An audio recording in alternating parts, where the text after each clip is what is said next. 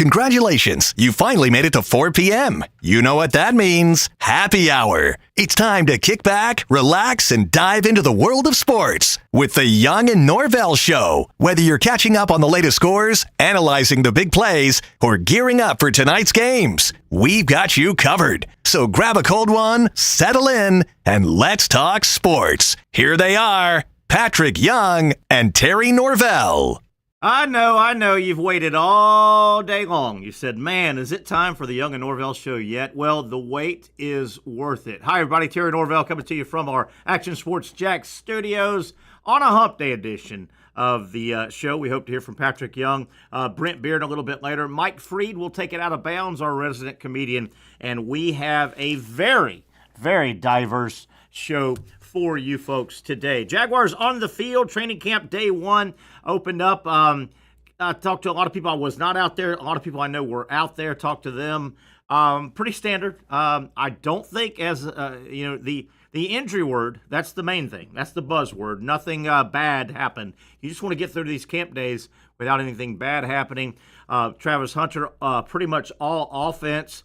Liam Cohen mentioning that 3 or 4 days into this thing, he's going to start flopping back and forth. And he really needs – he's done that his entire career. He's played offense, defense, offense, but not at this level. So a couple days into it, that's really – I think that's story number one. Storyline number one for the Jaguars is as training camp progresses, and not that they really mix it up hard, but we should see some – indications of how this Travis Hunter experiment is going to play out. We should see a little bit. So pretty standard day one for the Jaguars. Nothing really bad happened, which is good.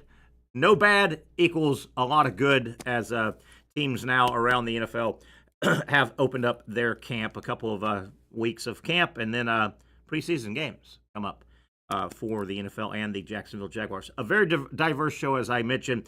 A lot of Major League Baseball is underway right now. We'll take a look at some of the afternoon scores, a couple finals, and several games in progress.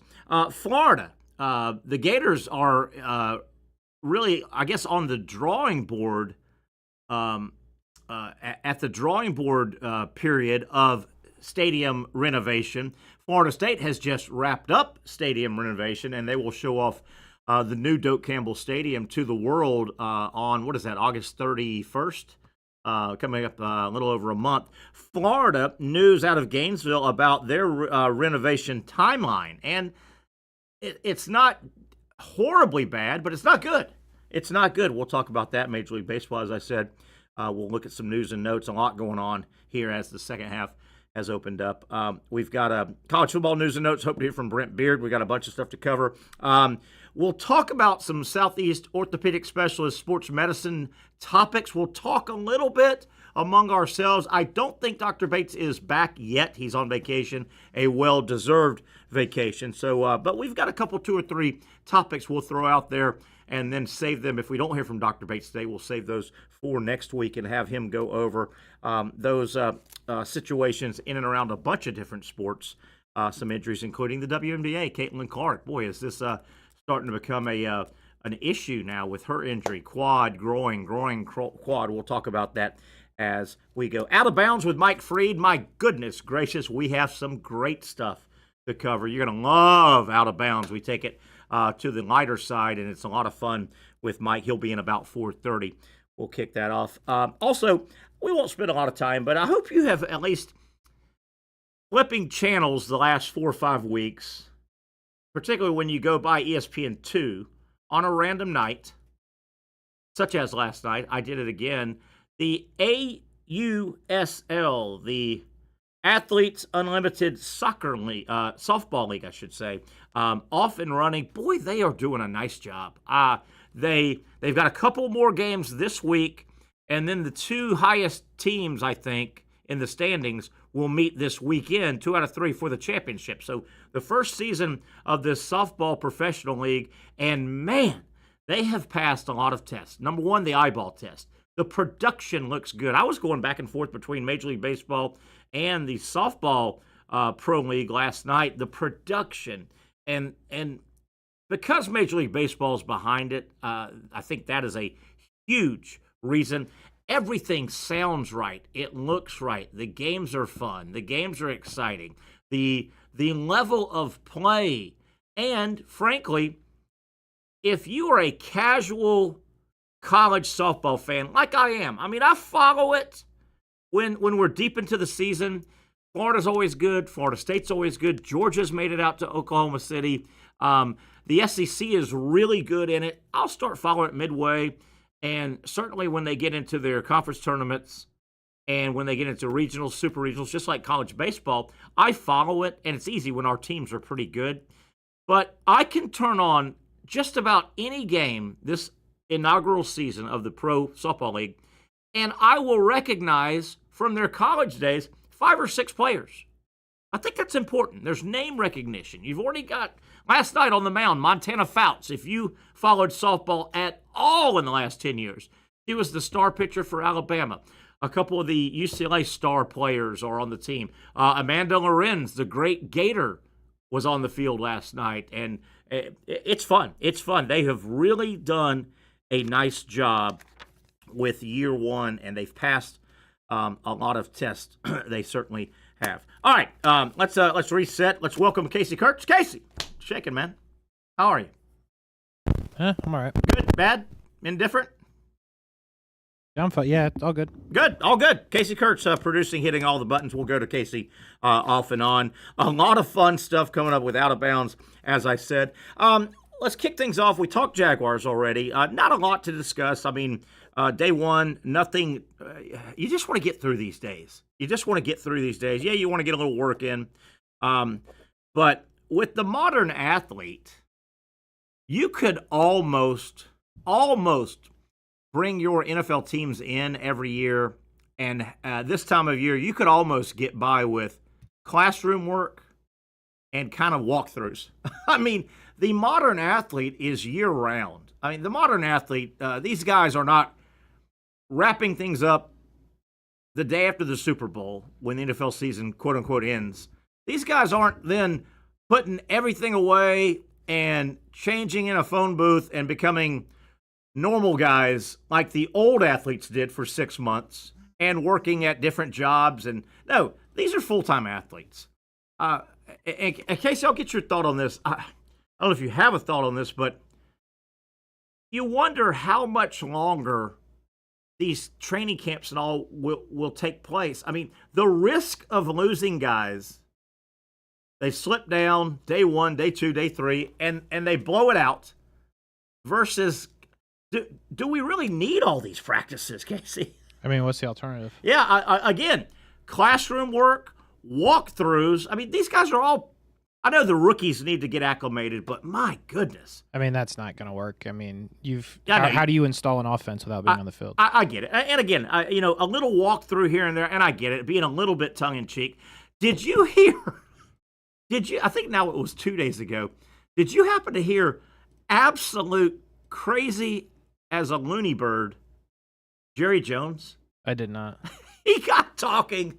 I guess the Cowboys, they traveled. I think they traveled for they travel for training camp. So this was 2 days ago. So they get settled and they're going in their hotel, and of course Jerry Jones, he's never passed a camera or a microphone he doesn't love, right? He gets asked about, and it turns into Micah Parsons.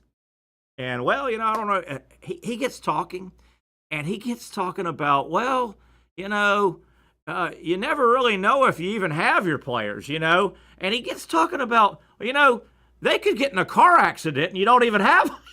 You're like, what is he saying? Yeah, it's pretty bad. Oh my goodness, Jerry Jones. He literally, I did a double take. I'm like, did he just say, well, these holdouts and, you want to get them in and you want to get them signed, but even when you get them signed, you don't know if you'll have them. They could get hurt in the season. Hell, he says they could get hit by a car. They can get a car accident. You're like, do you say that out loud, Casey? No, you don't. It's pretty terrible. It's on brand for Jerry Jones. You don't say. Does he have a son, Steven? Am I right about that? You are. Yeah. So he will just kind of take over? Correct. If Jerry Jones outlived Ozzy Osbourne, for God's sakes. It's true. Yeah. Surprising.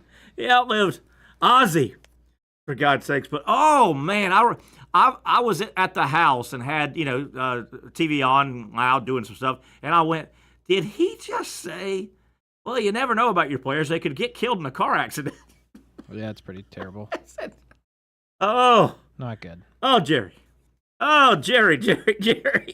Let's take a look at while we have some time here early in the show.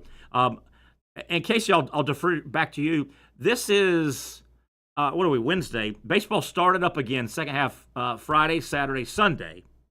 That was your first 3-game series for everybody. And then everybody pretty much jumped right into it Monday, Tuesday, Wednesday. Is that the reason? We've got a lot of day baseball today. Is it getaway day?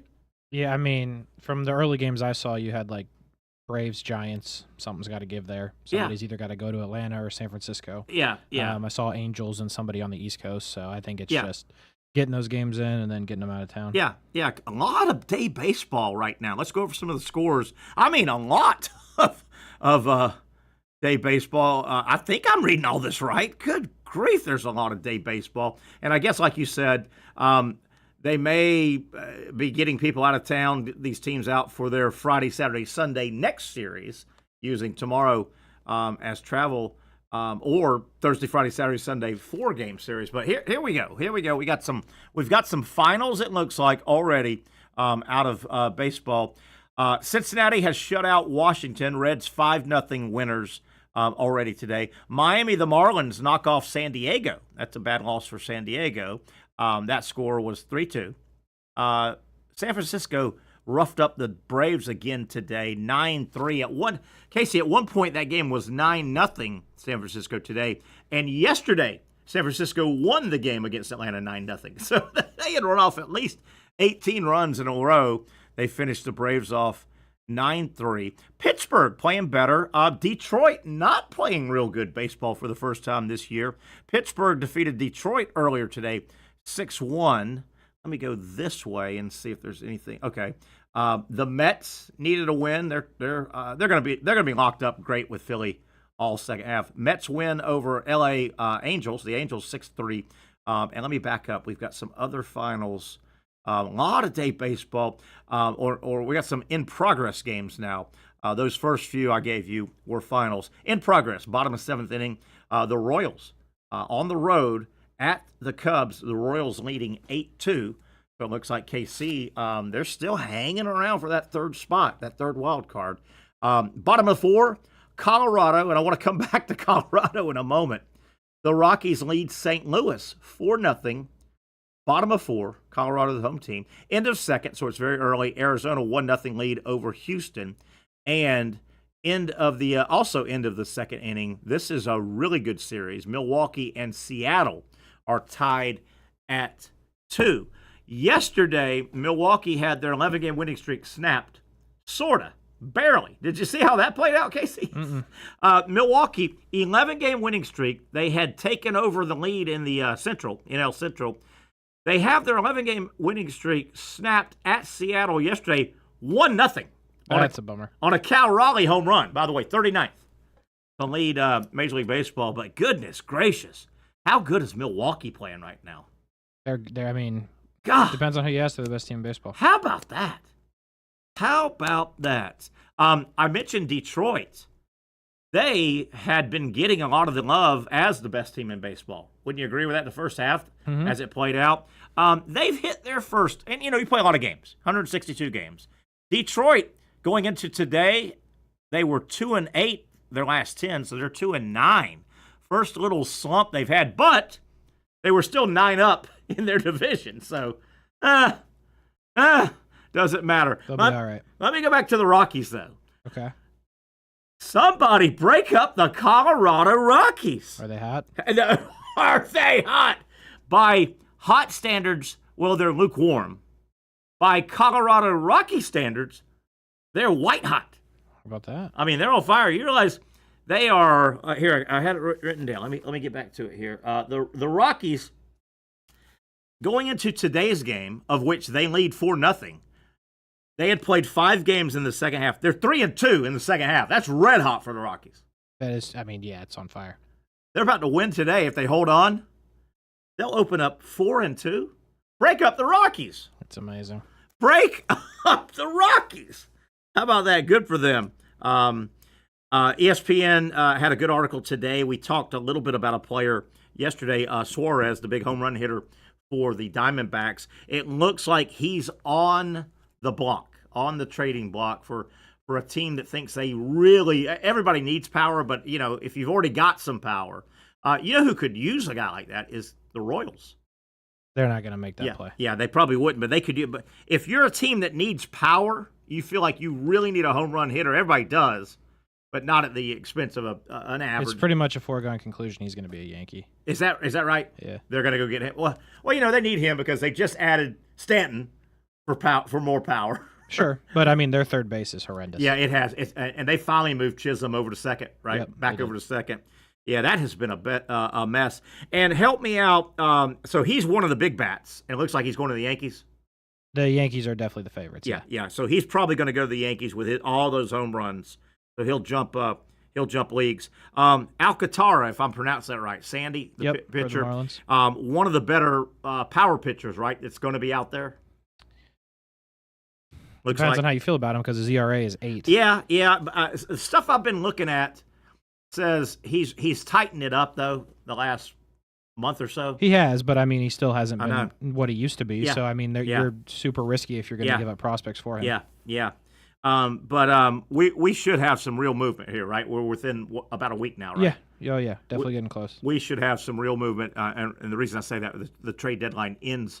What is that, midnight, I guess? Or I don't know. It may be 4 o'clock. Sometimes they do the 4 o'clock deadline. I think it's 4. Yeah, 4 o'clock. It's 4. On the 31st. So trade deadline. A lot should happen in Major League Baseball. It always does, and it's a lot of fun. I told you about the Brewers. 11-game winning streak snapped barely. They lost 1-0 last night. Cal Raleigh, the former Florida State slugger, still leading Major League Baseball, 39th home run to give that win to Seattle, 39 and counting for Raleigh. Also an interesting development tonight. You better track. You brought up the Yankees. I think I'm right about this. Max Fried takes the mound for the first time since having a blister issue. And Casey, baseball.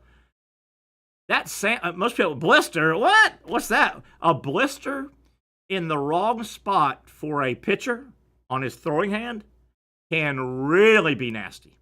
It can. Because how do you heal it?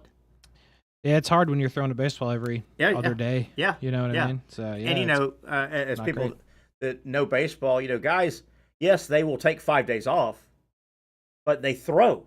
You Correct. Still throw bullpen, and you still want a long toss here and there. You don't just, eat popcorn for the next 4 games. A blisters have knocked out a lot of pitchers. You get it at the wrong spot on your throwing hand, and generally, Casey, I think I'm right here, it's always going to be in a wrong spot because that's why you got the blister. Correct, yeah, rubbing on the baseball. Repetitive. Yeah. Repetitive. And, most of the time, and Max Fried is a seasoned, been around a long time guy. Yes, he has. But, most of the time, you have your proper calluses where they need to be. But, I mean, something can happen, right? You could your hand could get dry, and all of a sudden that I agree. It is. I correlated it to a guitar player the other day. Yeah, that's a good call. Yeah, a guitar. Obviously, if you've played a guitar a long time, if I picked up a guitar and really tried to learn guitar, I would think the first 6 months I'm going to have some blisters. You would, without a doubt. You would think, right? And then if I keep at it, you would think Eric Clapton has enough blisters, and they've hardened that he doesn't have blister issues anymore. The skin has toughened up from repetitive. But yeah, blisters can really, really wreck a pitcher. And gosh, it's just so hard to heal. Yeah, it is because there's no time off. Yeah, you're not going. I mean, they don't want to put you on the IL for that. No, and you're then doing every wives' tale, probably, right? You're pouring pickle juice on it or what? Oh yeah, I bet. Yeah, whatever. And you can't really, you could, that what is it called?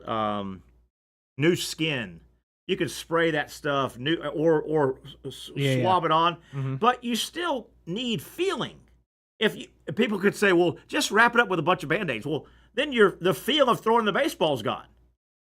You can't put a whole lot of, put a bunch of tape on it and go get. It won't work. Yeah. Just not the same. And you're torquing and snapping your wrist and your fingers. If you've got a Band-Aid on it or even tape, it's just different. Mm-hmm. It's just different. Yeah, it'll be interesting to track because this is a long-winded way to get to the last thing the Yankees need right now in the second half, and they're in a dogfight now. It looks like this is going to be a fun run these next 55 They're games. not as good as they thought they were. Yeah. With that said, the last thing the Yankees need is their ace to scuffle around with an injury. Yeah, that would be bad. And Max Fried is their ace. He is. Then you might have to make another move if that's not going to work out. And how committed are you actually to making then two moves if you are going to get Suarez? So it'll get goofy for the Yankees. Or do you just, if you're the Yankees, do you just cut Fried's blister finger off? You could try that. Yeah, just maybe go that direction. Let me see. I think that's about all the stuff. My man Cags went 1 for 3 last night. 1 for 3 is good for Cags. He's Didn't he hit a home run? Was that last night? I think the last time he hit a run scoring double. Okay. And I think he's hitless today. They're leading 8-3, but let me take a quick look. Caglione, 0 for 4, 149, but he has gone 1 for 4, 1 for 4, 1 for 3. Now it looks like he's going to have an 0 for. But showing a little life. Showing a little life is my man Caglione. And again, you look at Kansas City, they're 49-53. They're going to win today, it looks like. They'll be 50-53. And they're in sight of the third wild card spot. Let me take a quick look at the wild card. So, man, if he could get going for them. Casey, I think you jumped in one day when we first started. I first started tracking Cags. Boy, they've got a Punch and Judy lineup, though, don't they? I don't love their offensive lineup. It's not the best. No. Right now, the Royals, as we speak, and they're about to win, it looks like, they're 4.5 out of the final wild card. So that's not, in the next 2 weeks, if you're the Royals, you want to be 10.5 out or 2.5 out of the third spot, right? Yeah, 4.5 is not a great spot to be. But for them, I mean, Cleveland and Minnesota are ahead of them, who they'll play a ton more times being in the division. So, you could argue that may work out in your favor. Yeah. But are you better than Texas, which I don't think you are? Yeah. Are you better than the Rays? Yeah. And I think what you meant a minute ago, 4.5 is an awkward number. Are we in or are we out? Yeah. Well, I mean, 4.5 is not an awkward number if you're the next one in between. You're 4.5 out, and there's 4 teams ahead of you. Technically, there's 7 teams ahead of you. And you got to hurdle. Yeah. Yeah, and that's hard. But, management, boy, you got to make a call soon. And you start thinking about next year. If you make that call, you start going, okay, are we out? Do we sell? Do we also bring up some prospects? Oh, they don't have anything to sell. And that's their bright side. All their young players they wouldn't move off of. So you can kind of just say, hey, hopefully they win, and if they don't, we'll try it again next year. Who was the as we go to break? Who was the I don't know if it was the first or second, but we had a son of a baseball player, shortstop that went very high in the draft. You're talking about this most recent draft? Yes, the draft the other day. Are you talking about Eli Willits, who was Reggie Willits' kid, or are you talking about Ethan Holiday, who was Matt Holliday's kid? Either one of those guys. You look at those guys, and then I'm tying this to the Royals.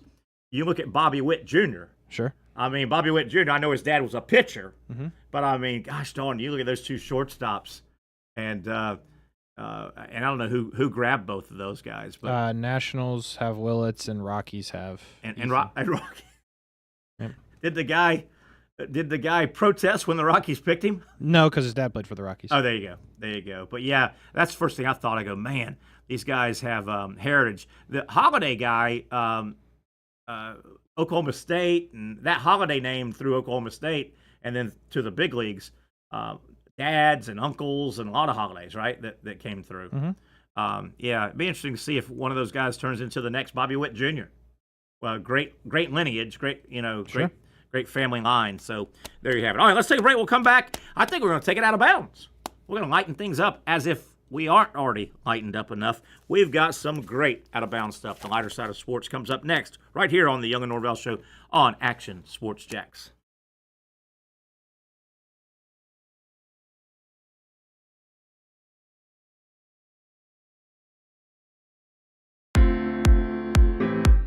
At Southeast Orthopedic Specialists, we know pain and injuries can stop you from doing what you love. This is why our board-certified orthopedic specialists offer the latest in both non-surgical and surgical treatment options and create a treatment plan tailored to your unique lifestyle and goals. So, whether it is a sports injury or that nagging pain that's keeping you from doing what you love, our team has the right treatment for you. For more information or to schedule an appointment online, visit our website. You really got to hand it to him. Hold on. The previous play is under further review. I'm not sure what he could review, but okay.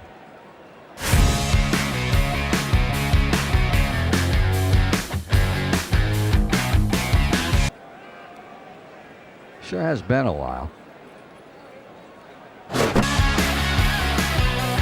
Dynamic Hurricane Grill and Wings for the football season.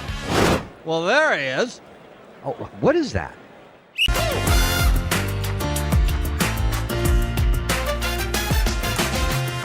Empower a future, inspire a dream. It's a bold but simple mission for the Jacksonville Police Athletic League known as Jax PAL. Help the next generation of kids in Jacksonville shape a brighter future. Their after-school programs, teenage leadership programs. There's community outreach. This has been just an awesome opportunity to be out here with my colleagues and do something good for the community. It's really been an interesting opportunity to just see everybody work together in a way that we don't normally in the office. And there's sports.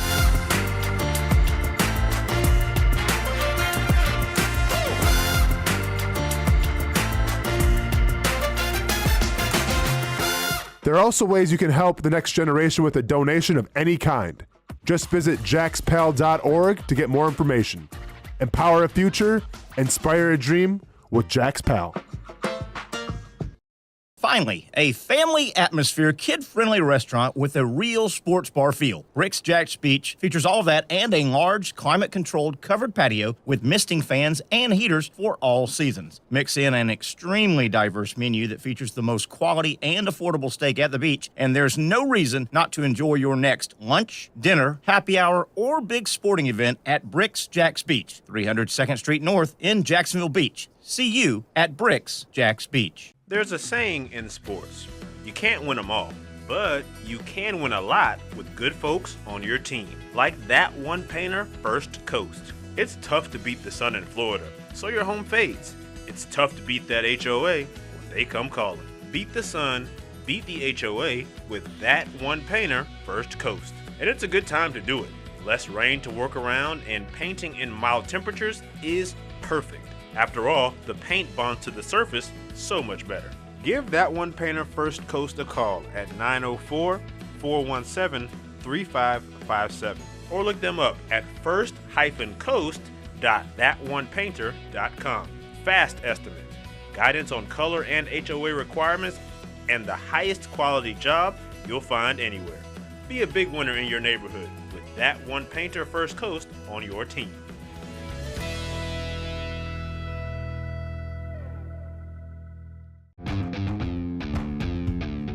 When you think sports, you think Action Sports Jax, the official station of the Jaguars, on location for every game. But the most experienced team in town doesn't stop there. From high school football to the big events in the area, Action Sports Jax is always on. Now, we take that to a new level. Action Sports Jax 24/7 is around-the-clock coverage of the teams you love and the moments you can't miss. The best local sports in Jacksonville on Action Sports Jax 24/7.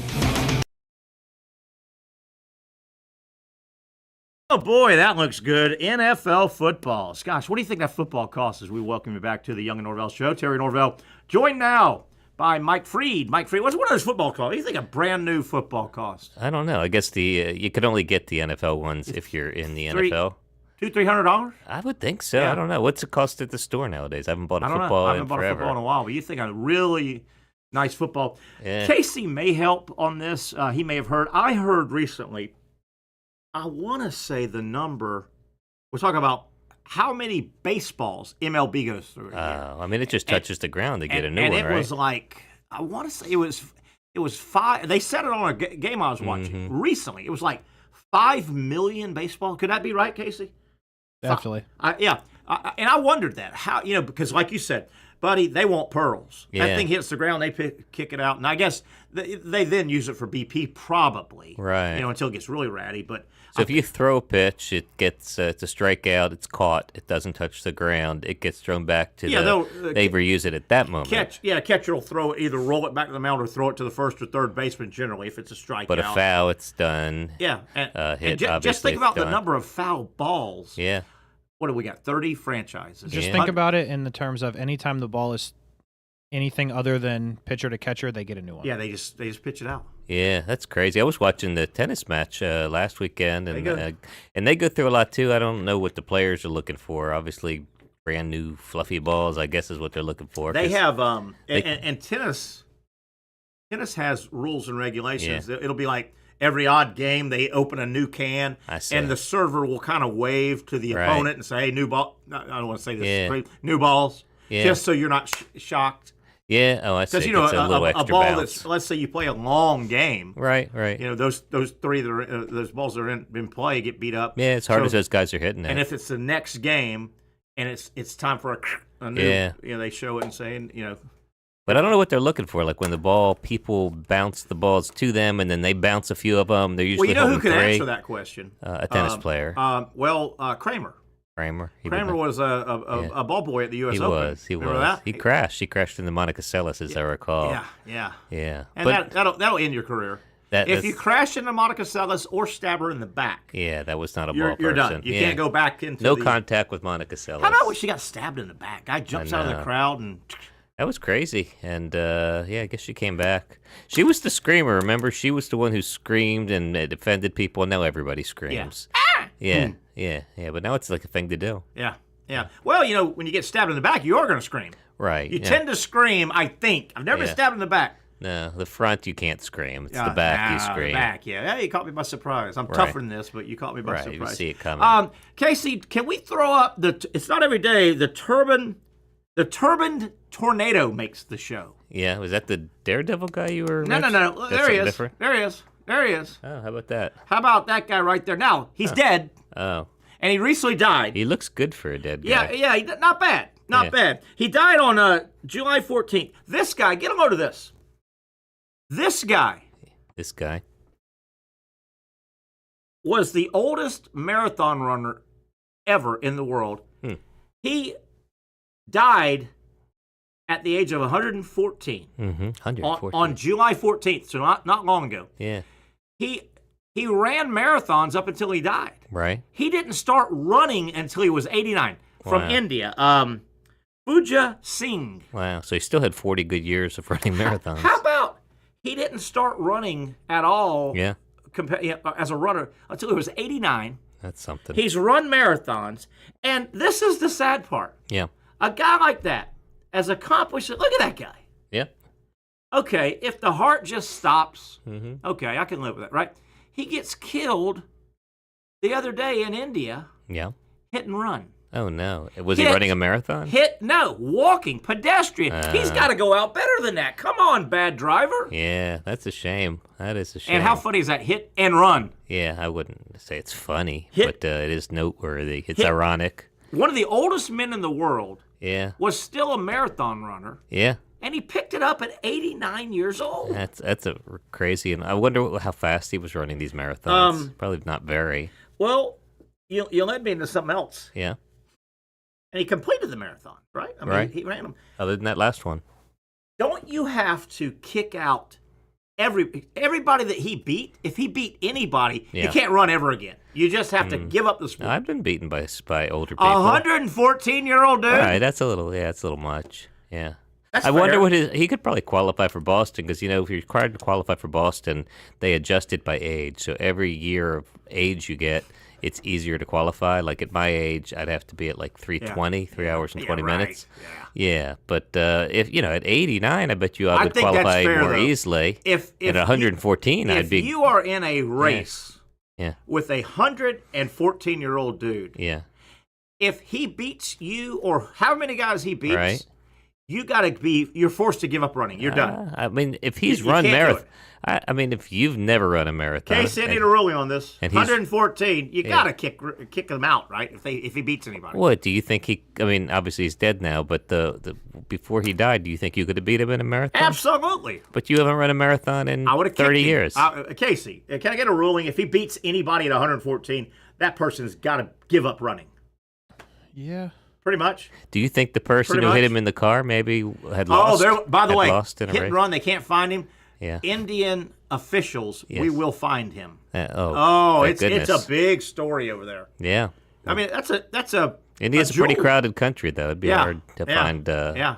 a runner, a That's a person who jewel ran though away. for your country. I mean, that's a jewel. Yeah, I would think. We kind of passed on it, but running in a turban would not be very comfortable. I would Unless think. you're the turbaned tornado. Well, that's who his he name. is. He could be the armored suit tornado. I'm just saying it's not a comfortable thing to Got wear. his water up there, his you running think- goo and all that stuff. Yeah, maybe. I don't even like Yeah. wearing a baseball hat, but a turban that would be really uncomfortable. Yeah, I would think. unless you're the turbaned You could tornado. I wonder if you could put things in there like a little air conditioner. As if he didn't get I mean, if you're that guy, Mm-hmm.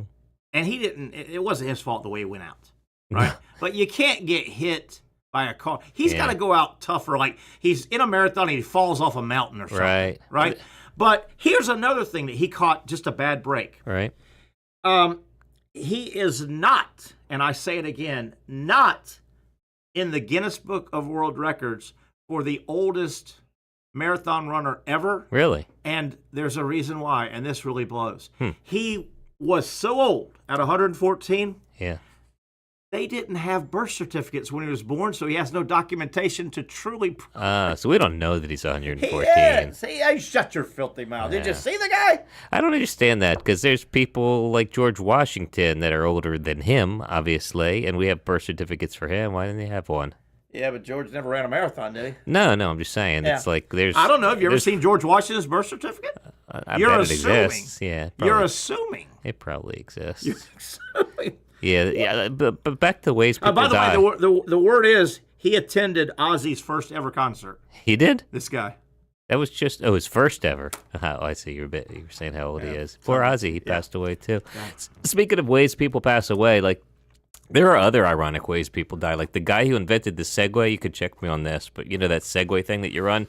I think he ran off a cliff or something like that on his Segway. Jim Fix, who's considered the father, the godfather of the running craze in the United States. Right, he died. That's right. He wrote the book in the 70s. He died running. About how healthy running was. He That was his He book. died running. Yeah, I'm sure there's people who have drowned that were swimmers. Yeah, right. Yeah, I don't probably. know. And sadly, people who have died on the basketball court and those types of things. I don't know. Is it better or worse to go out doing the thing that you love? Like, I would think worse. Like, it kind of ruins There's it. a couple things I wouldn't mind doing while I go. Well, although it would ruin it for the person you're with, should it be a two-person sport, I would think. Yeah. I don't know if you want to go out that way. How about this guy, though? This guy, man. Which guy? Hit and run. Oh, we're back on He him? deserved to go out so much more noble. Well, in fairness, he didn't presumably intend to hit the person, and he didn't know it was a 114-year-old marathon runner. Maybe this was a 113-year-old marathoner who and lost. said, this guy's never going to die. Yeah, that's true. And now he moves up. Could be. Right? Could be. Yeah, there's a lot of cheating there. That's Would you take that case? I don't know Indian law. All you got to do is every once in a while say, habeas corpus. I'll be honest, the problem with a 114-year-old injury plaintiff who's died is that the biggest value of a injury or of a death is future earnings. Yeah, I'm not assuming the 114-year-old was going to earn that much more. His life expectancy was a negative number. You wouldn't have assumed he made it to 114 either. He could come back and say, hey, I'm feeling 140. You got to play the actuarial tables, and I don't think they go beyond. I'm feeling 140. Hey, by the way, have you thrown anybody in jail today? Not thrown anyone in jail. Close? In my mind, you know how like you can you can commit crimes in your mind. I threw some people in jail. I talked to somebody in jail today. Really? Yeah. Well, about what? How cool it is on the outside? No. You know what's funny is when I'm talking to people in jail. Did you FaceTime them and you're outside eating a hot dog and walking around? Small talk is tough when you're talking to someone in jail. Like what do you talk about? His case or a matter that he needed some consultation on. But so how did you start out when you called him? Yeah, You set up it has the to be call. scheduled, right? Okay, through, so- corrections officer. Does the phone ring and he picks up? Or, Someone picks up, and then she says, "I'll transfer you to him." and then once you get the guy on, Right. you go, "Hey Joe, what's going on?" I do how do you usually. start that? Yeah, I'm really bad at small talk, and so I'll often ask awkward ones. We had to get somebody else on the phone, and I was like, How's your day? I said, "Do you mind waiting for a minute?" And I'm like, "What an idiot!" Of course, he doesn't mind waiting for a minute. You got a second? Hey, I got like 7 years. Hold on, my phone's ringing. You got a second, Joe? Yeah, no, they're yeah, that's it's always odd to try to make small talk. Did How he you ask doing? you to bake him What a do you, cake? I'll be like, "What are you doing this weekend?" Yeah, you know. yeah. I mean, a lot of stuff's ruled out. Yeah, but they do A have lot plans. of segue topics are ruled out. Yeah, you know? yeah. I don't know what a good topic is. Hey, you're going to the Jaguar Yeah. Hey, did you see? Some of them are surprisingly informed about things. Like you would talk to someone in prison to know more about what's going on, just because they do stay up on the news, stay up on sort of. Can they follow this show? Would they be able to get like a streaming show? I don't think they get a streaming show. They don't. They can get certain news things, and they can do legal research and physical copies. How'd he get a hold of you? Through another Short straw? inmate who is a client. Short straw? You He drew the short straw. You take your clients as you find them. Now, does this cat have any money? How you gonna make any cake off this guy? Yeah, well, every lawyer's responsible for doing a certain amount of pro bono work, so I don't mind. He went pro bono case. I don't mind helping people out. Freebie. Something See, like, that's what you pro do. bono sounds more You just say egalitarian. habeas corpus, pro bono, just these. You make it sound like a witch spell. Yeah. I don't think it's it's not like that. Yeah. Can we go to another death? Sure. Great for shows. Yeah, right? that's Death? great. It's hump day. You want to go Hump day, death, or do day. you want to go golf? Let's go Next. death. We'll build to happy, All so right. we leave on one You more. heard the story about Fearless Felix, didn't you? I only know the headline. Tell me more about Fearless Felix. Was Fearless Felix Baumgartner, 56-year-old pro daredevil. What does it take to be a pro know. daredevil? Could I be one tomorrow if I Yeah, did something think you gotta courageous? Get on a motorcycle and jump over school buses. Okay, or Like- get shot out of a cannon. Would Like that count? Evil. By the way, what a great name, Evil Knievel. I don't think that was his given name. Wasn't that a great name though? He had a son too. What was his name? Robbie Robbie Knievel. Knievel, which wasn't nearly as cool. Great Evil Knievel He is was less a evil. great name. Yeah, it rhymes. Yeah. So Fearless Felix Baumgartner, Baumgartner, and he went out. He needed to go out better. Yeah. Pro Daredevil. Uh-huh. He actually back in this. It's amazing because we had a speed story on yesterday. How fast you can go. Mhm. This guy, and he was like sponsored, I think, by Red Bull and all. Sounds about right. He set the record for human free fall. He got taken up like 24 miles up in a hot air balloon. Yeah. Oh, yes, And he yes, jumped yes. out. Yeah. So he And he had like, done other things. out like of the this. stratosphere. He got taken up so high. Yeah. He jumps out, and this part I'm not sure. I never saw. I'm assuming he put weight on him. Yeah. Because as he jumped out and he free fell, Right. he hit a speed of 843 miles an hour, broke the sound barrier. Wow, just his body. I'm assuming he had to add some weight. I don't think your Right. body would just. But I get mean, you he's not going. in a capsule. He's not. No, enclosed. he jumps out and then he has parachute at the very end. Yeah, it's a little oxygen for sure. Yeah, so and oxygen. Yeah, so that's one of the things he did. But we lost him. Yeah. He was paragliding, and he crashed. I'm assuming to the side of a pool. So he had a bad landing. Oh, you're not saying he drowned. No, he kind of. Oh. I think he hit the pool deck. Oh, but he was aiming for the pool? I don't think so. I Oh. think he was just paragliding, having a fun time, and something. Oh, it wrong. wasn't even a But I record mean, he was if, setting. If my man comes down 24 miles going, Yeah. can you imagine 843 miles an hour? But that's what he died doing? Or he was paragliding unrelatedly? I don't know if he was doing a record or anything, Yeah. but the point is, you made a 24-mile jump Yeah. going over the speed of sound, breaking Yeah. the speed of sound, Right. and you get taken out by, I think, miscalculating and hitting the side of a Yeah, pool. yeah. Well, at least it wasn't like tying his shoe or something. He was Not doing cool. something exciting. Or getting hit and run. Yeah, well, it's back to dying, doing the thing you love, I guess. Yesterday, we had a story. John Force, former great drag racer for years, one of the great drag Right. racers. His daughter got in it after him. He's kind of retired. He's well in his 70s. He has teams and all, and he finances. He's real good. Brittany Force. Recently, his daughter, who's a legitimate now, she's good. Yeah. Now she's got great equipment and all to do it, but she's good. She wasn't just a ringer, Wasn't just Yoko Ono. She wasn't a Nepo baby.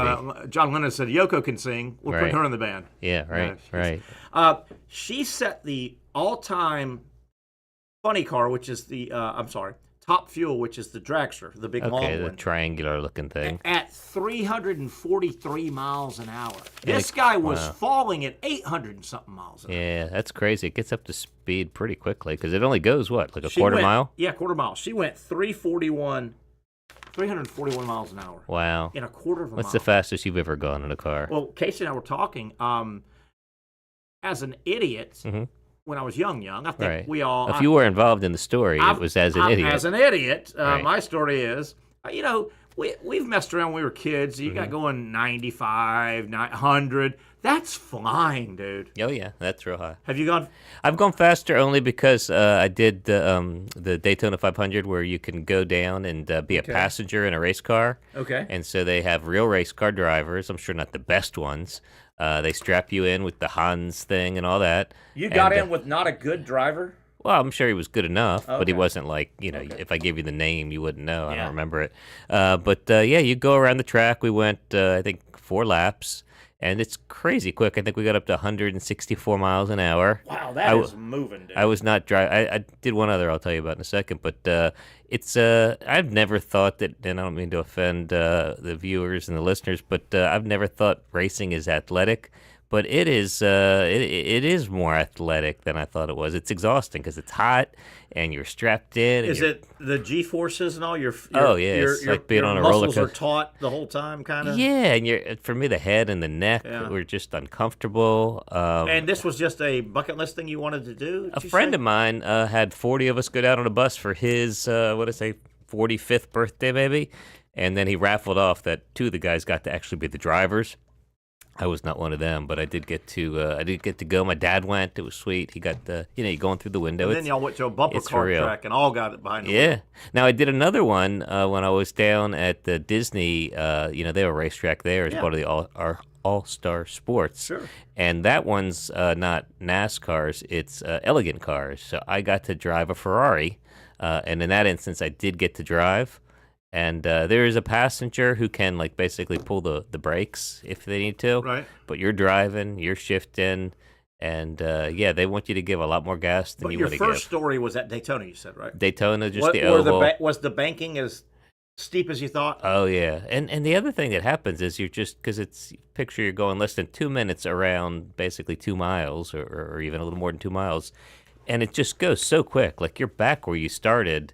Isn't that amazing? Every second you think you're hitting a turn. It's 2.5 miles, I think. Right. And we kind of know how far that is. But it's just boom, turn, boom, boom. Another thing we were talking about this week was, or the end of last week was, speaking of speed and distance, somehow we got on the world record mile right now is like 3 minutes and 42 seconds. For running, yeah. Running a mile. Yeah. World record right now. Wow. And if you think about it, anybody out there, think about the times you were in PE class. Yeah. And you had to go run or walk the track. Okay, that's a quarter mile. So the world record guy ran 4 times around that in 3 minutes and 43 seconds. Yeah. That's hard to believe. Yeah, that's crazy. They're smoking, man. There's a guy, last name is, Harrison, Reinhard Harrison, who runs for... It's a golf name. He runs for the University of Oregon now, which is the best school to run for. Sure.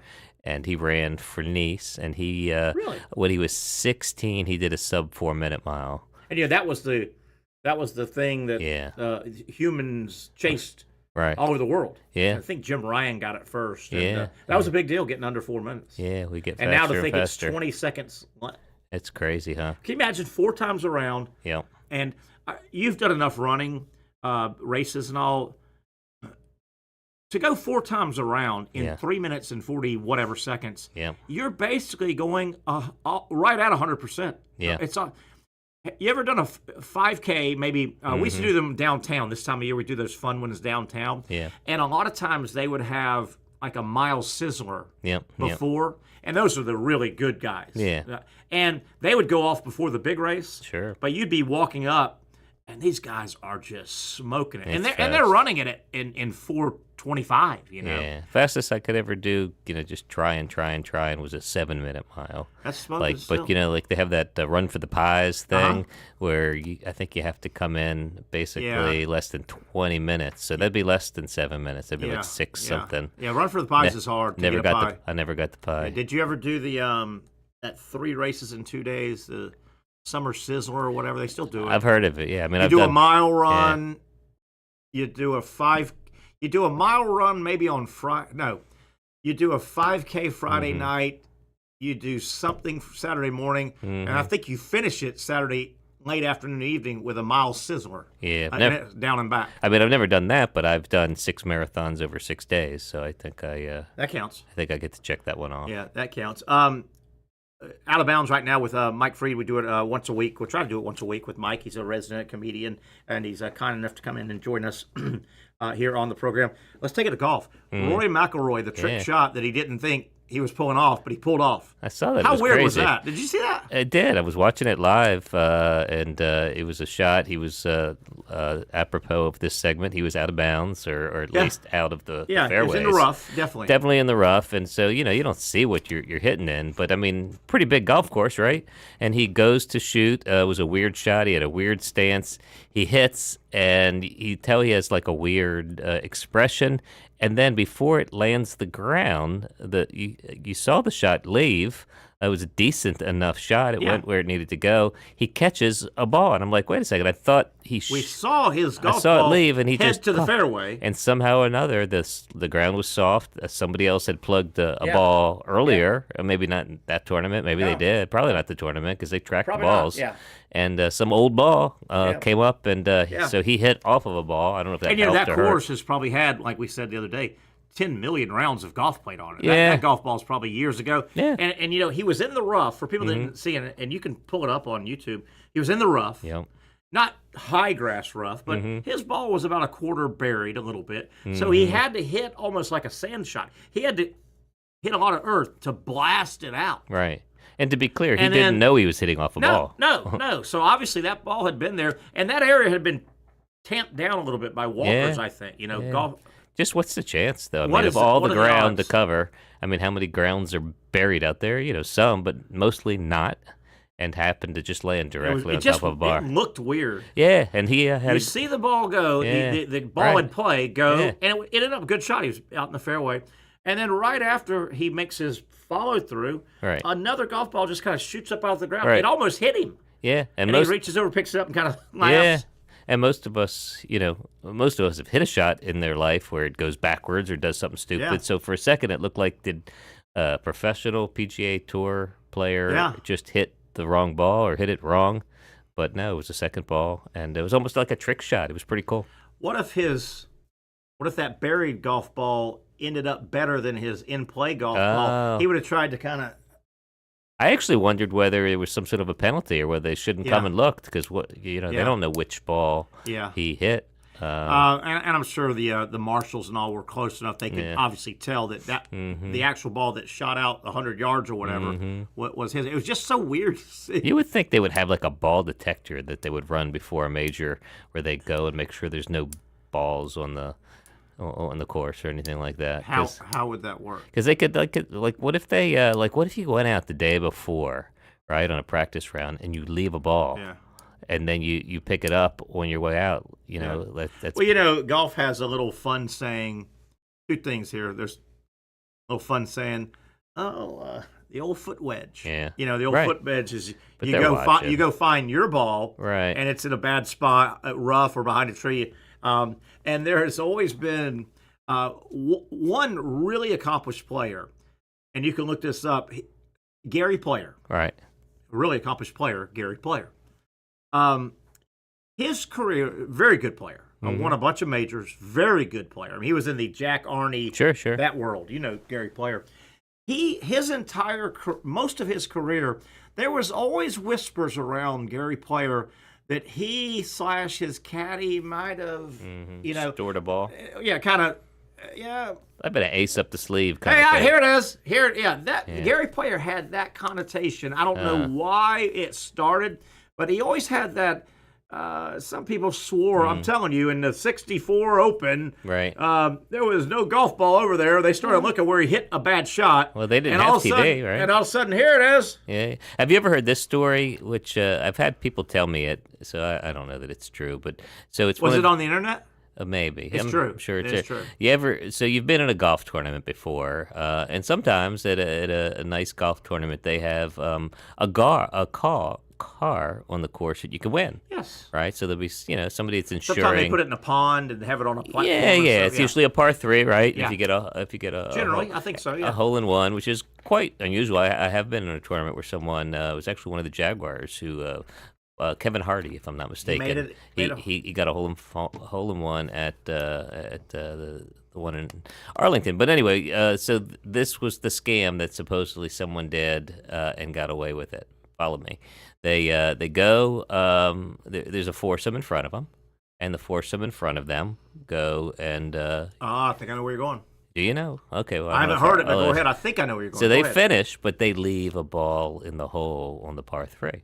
What I was going to say. So now their buddy, who's hitting in the group before them, goes up, pays their $10 to try to win the hole in one or whatever, and they shank it in a way. And you got these kids that are watching to see if anybody gets a hole in one, but they're not paying a lot of attention. Sure. And so he goes, "Oh my God!" And he says, "I think I got it in." Now it went in the woods somewhere, but they didn't see the ball go in the woods. He goes up when it's their turn, walks off, and sure enough, it's his ball that's in the hole. And what do you do? Would you take that case? Who do I represent? The car people go, wait a minute, this was bogus. Well, I don't know if they ever thought it was bogus. Oh, really? I mean, there was no. Yeah, I mean, I would think nowadays they probably have some film. sort of a camera or something. Think. Yeah. But that's a good. I like a good scam. I would never be able to pull it off, but I'm always impressed with a good scam. Yeah, spoken like a attorney. Yeah, I game likes game, as they say. We're having fun here. It's Out of Bounds with Mike Freed here on the program. We try and do it once a week. I guess we're a little bit past a week or so late, but the ESPYs and Shane Gillis, the comedian who's red hot. I thought his monologue and everything. His monologue, would that be what it's? Yeah, it was a monologue, 10-minute monologue. I thought it was wonderful. Mm-hmm. And I'm gonna turn it over to you as well, and you can bring up some of the jokes. I thought he was really funny. Yeah. I also, some people, this celebrity got hurt or that one got hurt. Yeah. I think it's almost fair game. Anything. Sure. I mean, that's a roast. If you are going to the ESPYs, I think you have to assume that you can get shrapnel coming at you. Yeah, I think that's right. I mean, it was a roast. I think that's the way he approached it. It's the way they do it for the Oscars. And it's been done like that for 20 years Yeah, now. You make fun of the people who are there. You make fun of the people who are not there. I mean, he's an awkward guy. I think that's part of his demeanor. Yeah. He definitely told some political jokes, which is a choice. I mean, in a room like that, that's so many different people that runs from the rednecks to, Black Lives Matters. Those are dangerous territories. And the one thing I've noticed doing comedy is it depends on who's the room. If you get a whole room of one group of people, you get Joe Rogan bros, okay, you're going to get one. But once you put in a bunch of people that are out and they're being watched by TV and they're different races, different ethnicities, different genders, you don't know if you have permission to laugh, even if you think it's funny. Yeah. So it seemed like there were some that didn't necessarily get the life they would. I would think that room, though, would lean well more liberal, woke than non, but I'm sure it was a sprinkling, probably. Yeah, I mean, who knows? You got your big ugly offensive linemen and people like that. I feel like they're probably more hunters, more leaning right, but you don't know. It's a room full of people. Funny jokes. They've made fun of Aaron Rodgers. Did some of them stand out? I like the Aaron Rodgers joke. They talked about, how he didn't want to take the vaccine because he didn't want to do anything that would be bad for him, but then he signed up to play for the Jets. Yeah. So I thought that was funny. One of the, I think, interesting little jokes that he did was he said, he's just going around the cameras, picking up with different people in the audience, picks up on a white guy sitting next to a black woman, and he says she's a 4-time NBA All-Star, and then he said a name, and she was not. He said, I just don't think any of you would recognize an WNBA player. Yeah, I thought that was hilarious. That was funny. Whoever wrote that if maybe he did, or that was a good angle, I thought. I thought that was a good one. What else? I mean, he did a lot of... that one really brought the whole room, because even if you're not a WNBA person, you would just assume, oh, that's a point guard for one of those, Yeah. And he goes, no, none of y'all knew that. That's just my friend's wife. You and I were talking about sound before we went on air here, and I had some experience with it recording myself recently, but I almost felt like I couldn't hear the audience laughter, and you can conclude either there wasn't a lot of laughter or that they were just erring on the side of getting the sound quality of him. But I would have liked to have heard the audience feedback. It sounded quiet. Because he made a lot of, that one didn't work well. You know how you make like a self-deprecating, like, I'm going to have to blame the writers for that, or I knew we shouldn't have done that, which is funny. Yeah. But he did that an awful lot, which made me think he wasn't getting the feedback that he thought he would. A gig like that, how long has he been working on that? Yeah, I'd say 6 months at least. They get writers. With a team of writers. Yeah. And you mentioned that he would go around the room. I think one thing that helps in that situation, help me, you're the professional, I'm not,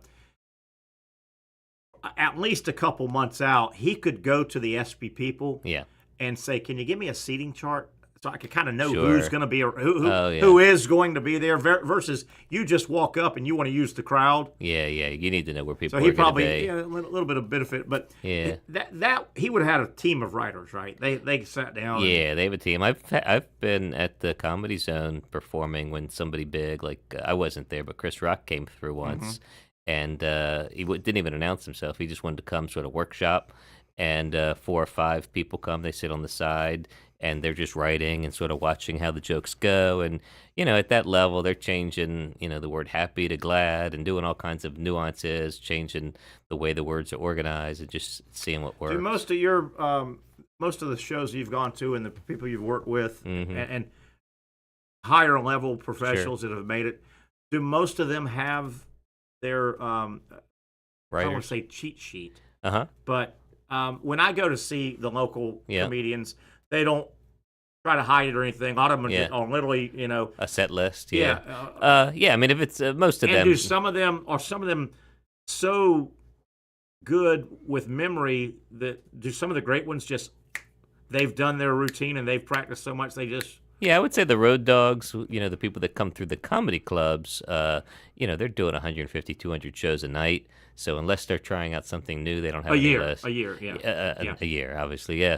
But like Shane Gillis, would he have a teleprompter?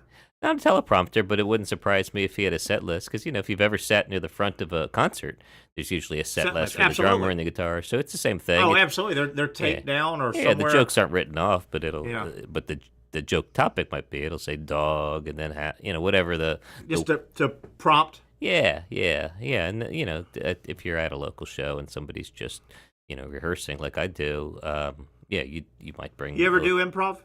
Don't do improv, but you'll riff with the audience a little bit, which has an improv component. But improv is more. I would imagine if you start messing around with the audience and you don't have it in your set.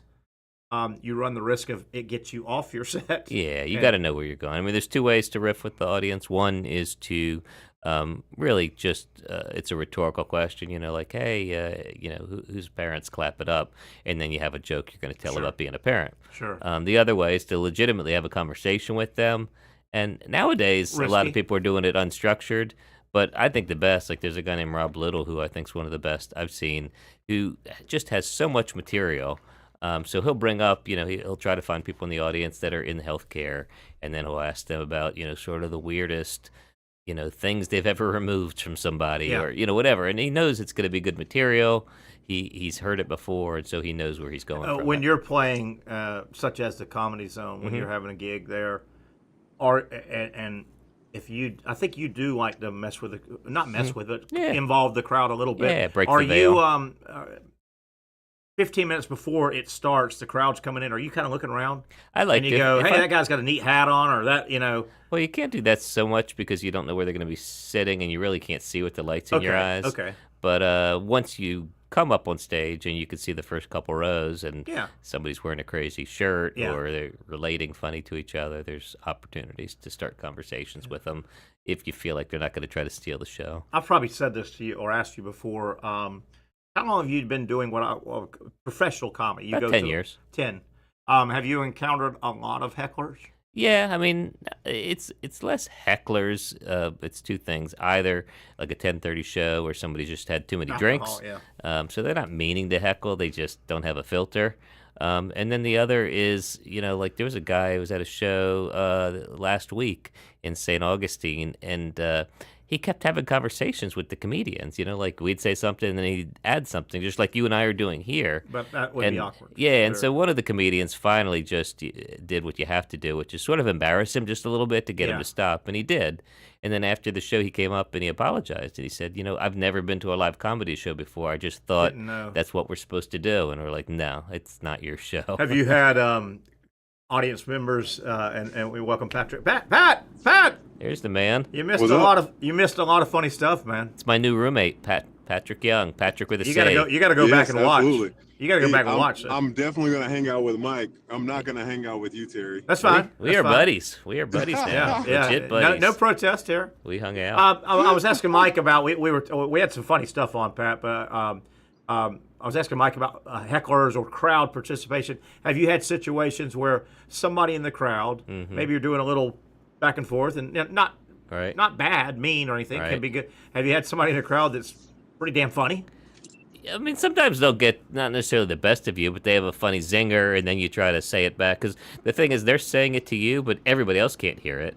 So then you've got to say, oh, he said so-and-so, and then, you sort of get credit for repeating the joke. It's when they want to sort of wrestle it away from you that things can get out of control. Pat, probably the funniest thing we talked about today with Mike is, Pat, did you hear the story last week? The oldest marathon runner in the world, a 114-year-old guy in India. He started running when he was 89. Oh, wow. July 14th, he's just walking. Now, he's run marathons. He's 114. He's a pedestrian, gets hit and killed in a hit and run. Yep. How bad is that? Man. How bad is that? But I don't know that death is funny, Terry. But he deserved a more noble way to go. It is ironic, like that Alanis Morissette song. "Quote unquote hit and run." Yeah, hit and that's referring to the runner, not him. Yeah, I mean to the driver. Yeah, but Patrick, man, he deserved to go out better than that, didn't he? Yeah, well, more noble. Begs the question of whether it's better to get injured doing what you love or not. At least he didn't get hit by the cow. One of those cows over there. They do have fell cows. on him or something. Yeah. You ever been to India? No, because they're sacred over there. They're sacred, but they're everywhere. Yeah, they're sacred over there. I know. You've been to India? No, I was asking you. I've never. Yeah. I've been to Indiana. Oh, I don't think that's counts. a poor man's India, right? Yeah. Not even. That's close. funny. That's funny right there. That was funny, Pat. It's not really funny. Pat, he said, you've been to India. I said, no, I've been to Indiana. Yeah. A poor man's India. That's funny. To you, apparently. No. Pat. When actually you get credit when like a comedian, like Mike, when I actually said something, I can't remember what it was, but he gave me a dap. So I felt like, there we go. You ever feel like two of your buddies are ganging up on you? That happens. You ever feel like that? I'm just calling it like it is. I'll give you credit. I told him about your good one. Your good one you had the other day, Terry. You deserved it. I didn't have the heart to tell him you had told me it the day before. What was it? About your operation that was upcoming, but I don't think you want to say it on air. Yeah, we're probably not going to say that. Yeah, it's not for real. By the way, I'll be out on Friday. Is this real this time? No, this is real. Minor surgery, so don't worry. I know everybody's worried now. Lobotomy? You having a lobotomy? Lobotomy, yeah. So is your nickname no longer Tripod? Oh, no. Getting a limb removed. Where have we gone with this? An appendage. Casey, dump button. Yeah. Dump button. That was a good joke I had. Kickstand? It was good. Is it more kickstand now? Kickstand. There you go, Terry. I got you. I think he's going to be a unicycle is what he's going to be. You guys are terrible. You guys, You guys are terrible. Anything else we missed that Pat? We need to tell Pat. I think we need to. No, we don't. We don't need to do a recap. No, we got good stuff. I'm sure Patrick watches the rerun. The golf ball. He watches this syndication. The double golf ball with Rory McIlroy. That was great. In case you missed earlier in the show. Yeah. So you guys did a little podcast. Kind of behind my back, I hear. We did a recording. It's going to be Sounds great. like behind my back. Yep, the My First Rodeo podcast. If you don't get enough of Terry Norvelle and Patrick Young, come Why listen was I to not involved? Well, this was just a one-on-one show. I can't lie. I mean, that's it. Casey, what would you have done? It was an interview of Patrick Young, telling the Patrick Young story. We're a team. Pat and I, we're a team. I'll have you on the show. Yes. Did Jim hit you back, Mike? Yeah, he said he would love. We were talking about my friend, sports agent Jim Tanner, who's now the general manager for NC North Carolina, right? And basketball. Yep. Jim said he would love. I told him I thought you were broadcasting one of the games. Is that right? Well, the SEC network is when I go up there. It's to Charlotte, so okay. I mean, I'm not too far from Chapel Hill. I can make it happen. Could y'all let the 800,000 viewers know what you're talking about with Jim? I was trying to frame it. Jim is a sports agent. He's now the general manager for North Carolina, and he was Patrick's agent when Patrick was playing professionally, and he and I used to practice law together. So he's a buddy of yours. Coincidentally, yeah. Patrick, how did you find him? How did you hook up with him as an agent? Bribes. He probably gave him. No, I'm just kidding. Which I actually really appreciate in that agency process. He came, I'm trying to, Mark Bartlestein's team and I know that name, yeah. Bill Duffy and Bill Duffy. And you could tell Bill Duffy and Mark Bartlestein, they kind of big time me. And Jim, like what I love about his presentation, like he showed me all these comparisons and all these things of me. Like he impressed me, and like it was a pretty easy yes. Especially like he represented Tim Duncan at one point, my favorite player of all time. Sure. I feel bad for him because he represents a lot of high character guys, and Mike knows this. Yeah. He was representing John Morant. Wow. And had to deal with all that turmoil of those decisions. John Morant, like that is. You know, but before that, and other than that, he had a lot of high quality people like Patrick. Did when he was your agent, Patrick? Absolutely. Was he responsible when you were playing overseas for sending you to like, hey Patrick, you're going to Bangladesh tomorrow, and I traded you to, the middle of nowhere. Well, sponsorships are sponsorships, right? What they typically do, what I've come to learn is agents here in America, they'll partner with another agent that's overseas. And because it's a little bit different how things are run over there.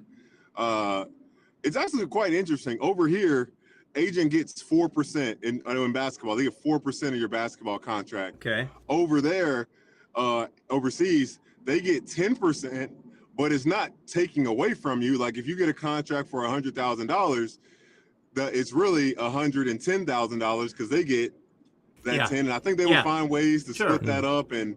It's cool. It's because they're like a real estate agent or something like that. Yeah. Were you able to pick up endorsements while you were over there as well? Because I know that's part of what Jim's company offered back in the day. Yeah, he did. I did a few things with him here, which I Pat can't was remember, known as Pat, you were known as the crazy American over there, weren't you? Oh, there's the crazy American. There were plenty of those. Nah, I was the Beast. The Beast. Oh, that's a good But it's name. crazy, man. Over there, a lot of their stuff is gambling, like how it's become here. So, like, it's. You ever throw a game? I don't know. Like, I'm the kind of guy. If General Mills for cereal, because I don't eat cereal, I don't believe in like that being a real breakfast to advertise. If they came and offered me a deal, I think I would say no. I mean, there is a number. No, you wouldn't. For sure. Where I you say wouldn't. No. I've seen you eat, Pat. You Absolutely. wouldn't. You wouldn't, and you would take half of it in cereal. Absolutely. Terry would take fruity cereal. Terry would take Fruity Pebbles in a minute. Is Jim your agent, Mike? No, Jim's just a friend. No. Can you stay one more second? Good friend. Yeah, sure. Not segment, but one more second. Go. We had a discussion, and Pat brought up I think the raw numbers, but and he sent me a clip. The WNBA players with their T-shirt and their pay us what we deserve. Pay us what you owe us. That was interesting, right? It was really interesting. But, Pat, I'm going to go back to I still think they're wrong. Here's the crux of it, and this is more economics, but I'd like to get your thoughts. Sure.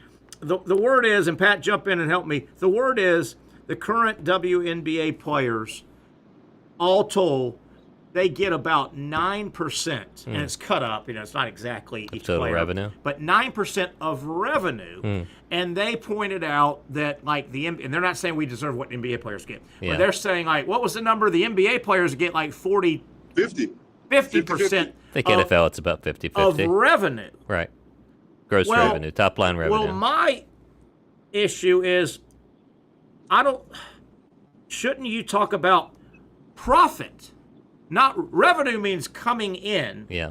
But after expenses, what's left over, I think, is what you should say. Well, wait a minute, WNBA. It'd be a lot less money. Your league brings it. It'd be a lot less money. Your league brings in money, but you're losing so much money. Right. The net profit is what I would use to. Well, I think it depends. I mean, you split net profit with partners, but employees aren't responsible for how efficiently an enterprise is run. Well, then don't work there. My other example I want to throw to both of y'all. I mean, like, you don't get, at my place, I am a shareholder, so I get some profits. Hold on. On the front end, what I'm saying, I'll give you one more example, and both of y'all comment and tell me if I'm. Let's take it to make a good example, a restaurant. Mm-hmm. Sure. I own a restaurant tonight. It's open. Right. I've got servers. Right. I've got employees. Yeah. My restaurant tonight, we open from 4. Wait, you have a restaurant? We'll shut. We open at 4 o'clock. We're a big, nice restaurant. We close about 10. Yeah. Tonight, we take in from the people that walked in our door and they paid their bill. Yeah. We take in $2,000. Okay. We take in. Yeah. That doesn't, but it cost us cost of goods sold. $2,500 to be open. Yeah, you're a bad restaurant owner. Well, you're just not a good day. I don't think they should get money off of the revenue number. Yeah. I would say, but we're not making any money. Right. Maybe we need to cut your salary. I mean, the way I approach it, twofold. One, you have to see what the other leagues are doing. If they're doing it off revenue, then it's reasonable for the female athletes to say the same. Right. Second, again, the people that have the opportunity to earn more are the people that should share in the risk. So do the players, once the players negotiate their salaries, they don't do better. They do better if they do better. You might get a scoring bonus. You might get an all-star bonus, but they're not going to get more money if they sell more sodas or jerseys or whatever it is that they're selling. So I would say, It almost seems like they are using the NBA handout, though. The NBA, they're losing $40 to $50 million a year. The WNBA is. The WNBA, but they're using the NBA, which funds them. Well, that's where I'm confused. Why are they losing money? I mean, that's not a good business model. I would agree with you there. I just think, maybe they're paying the girls too much money now. Yeah.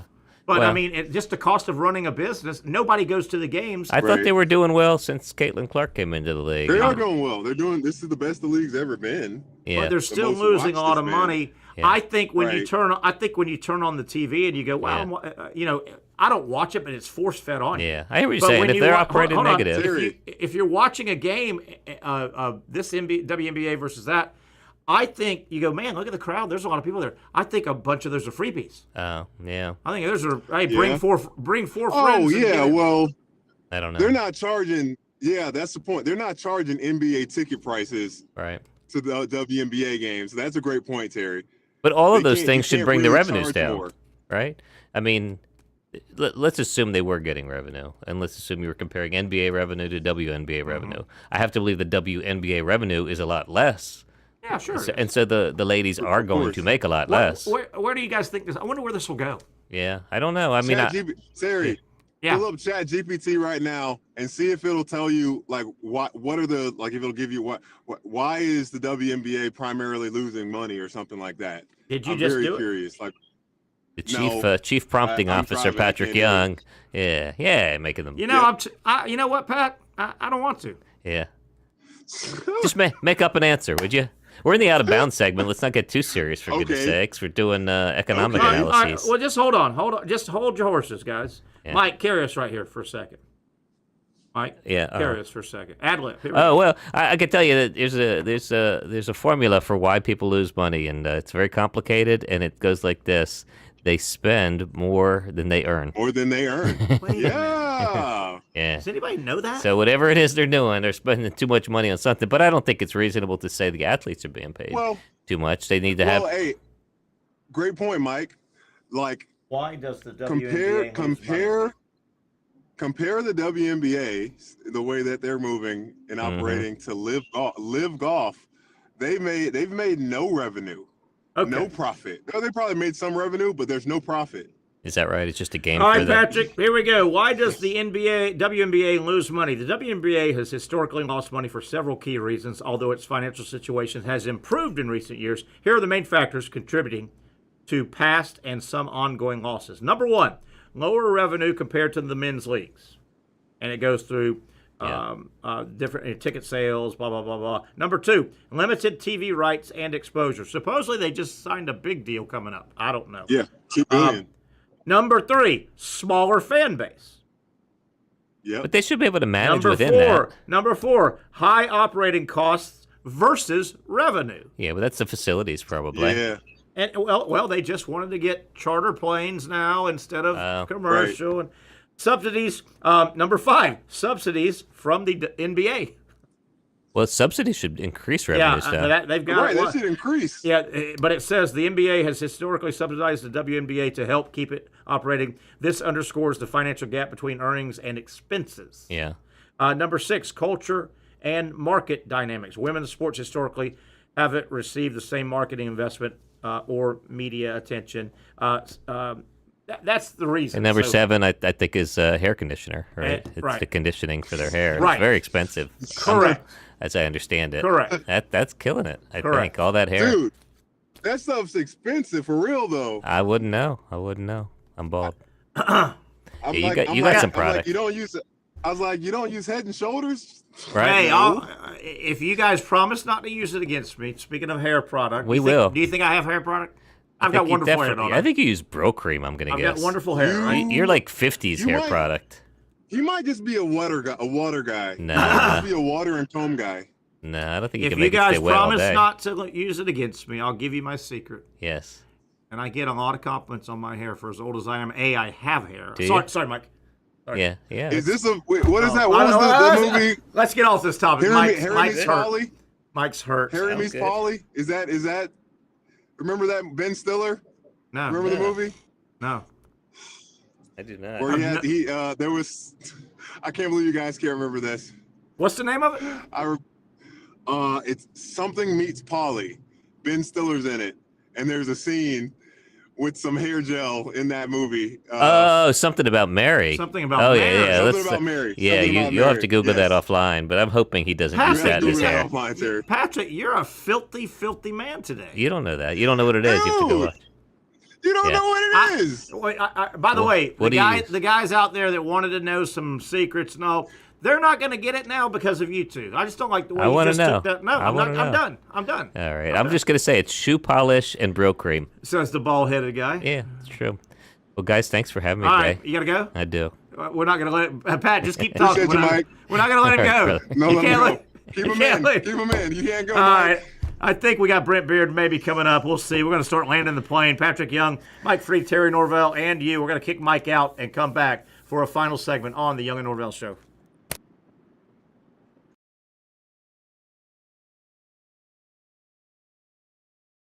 You really got to hand it to him. Hold on. The previous play is under further review. I'm not sure what he could review, but okay.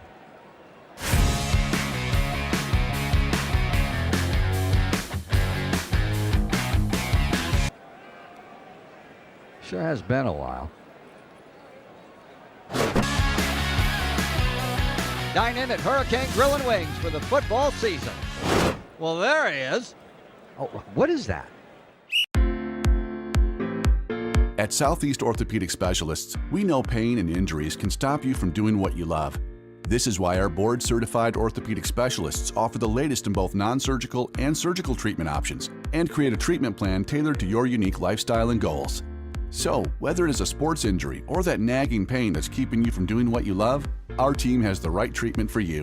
For more information or to schedule an appointment online, visit our website. Most of us know how to throw.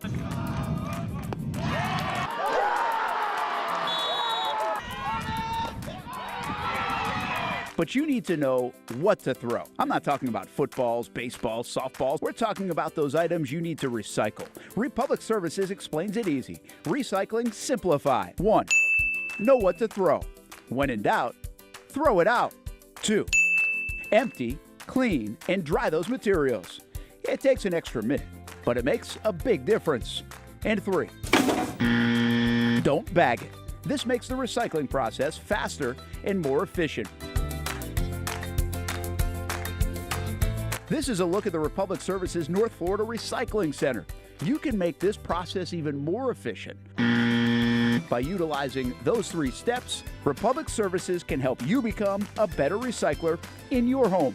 Learn more at recyclingsimplified.com.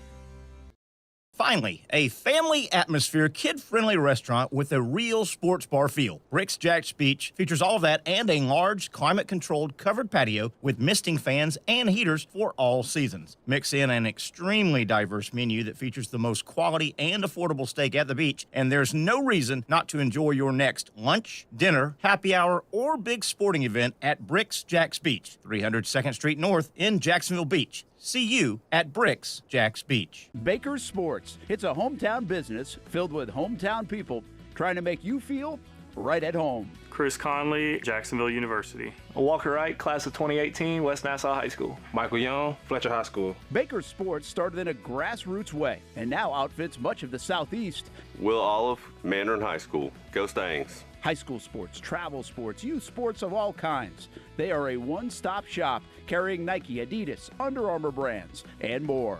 Vincent Caldes, Oakleaf High School. Tony Mazzio, Sandwood High School, class of 2002.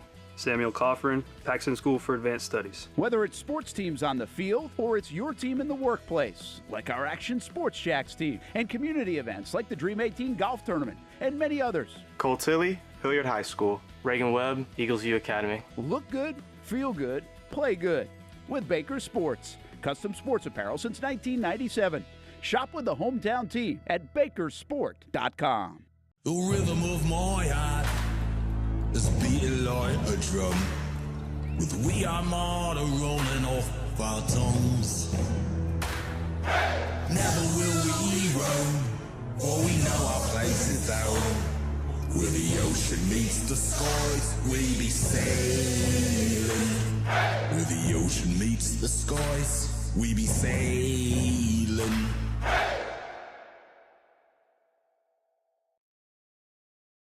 All right, let's kick off the, I think we're going to have this as our final segment. We'll see. We're all crazy as we just took it out of bounds here with the lighter side of sports. Welcome back, Terry Norvelle here. Pat's still here. Pat.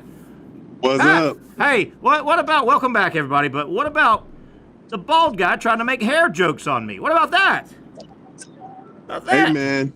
Like it. When you invite a comedian on, especially a comedian lawyer, yeah, he's gonna have something for you. Yeah, win in Rome, right? Game, Terry. Win in Rome, right? Win in Rome. Yeah. Hey, Pat, you got a nice head of hair, man. You must get compliments on your hair a lot, right? I actually do. You're right. Yeah. Well, the irony of it is, my hair was different before I was in the hospital in 2023. Right. All the antibiotics I was on ended up changing the texture of my hair. So. Are you serious? I wish I was making it up. Really? I wish. I swear. It changed for the good or bad, you think? For the good. Yeah. First it got a little thin.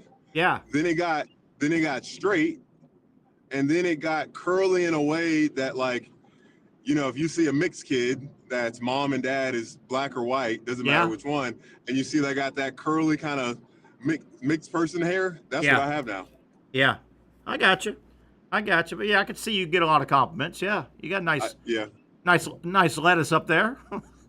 So that's the first time, because you always give me a hard time. Pat, you need a haircut, or your beard's getting too big. Yeah, well, sometimes you do like get. That. I didn't say you didn't get all bushy and a little sloppy I here. grizzly. Yeah, a little little bit. I do. Do you go to one person or do you just bounce around? Well, my sister's been it's been so convenient. Oh, that sounds because of my schedule. It's been convenient, and she's decent. Like she's not a professional, but like she knows she can do a fade. You know, she can do my edges and all that stuff. Like and this too. You know, when you have a sibling, especially if they're older, they think they know better, and I'm sure she does know better than me. But she's like, because I've wanted to kind of grow it a little bit longer, and she's like, no, trust me. And I'm just like, well, she's the one cutting my hair, and I pay my sister. Oh I yeah, pay sure. her. But it's funny. She doesn't like me to pay her in cash, Venmo or Cash App only. So if I have cash on me, she's like, what am I supposed to do with that? I was like, use it. Are you serious? I swear. She does not like having cash. She doesn't like paper money. Nope. Wow. We're getting to an age there. It's gonna happen. Good luck, man. Do we really need freaking coins anymore? Probably not. Come on. Yeah. At some point, we got to move on from that. You know, it was a quick jump. You know, not that long ago, the penny became obsolete, but now coins are pretty much obsolete. I will say this: I still I try to have some cash in my wallet because I feel naked if I don't. You know, I guess that's the old man in me. I like to have, $40, $60, $80 in my wallet. But the times that I use that cash, which is rare, but sometimes I'll use it. I do get annoyed. Getting paper back is one thing. I get annoyed when I get coins back now. Coins, I know, right? Yeah, and I'll leave the pin. Well, that's the true reason we had a coin shortage, because just think over the years, like I'm not keeping freaking pennies. Yeah. Nickels are, and I don't mean this to sound ungrateful at all. Like this it's more so an insult to the system of like, 1 cent, people are going to throw those away. You're less likely to keep them. Like people don't really keep.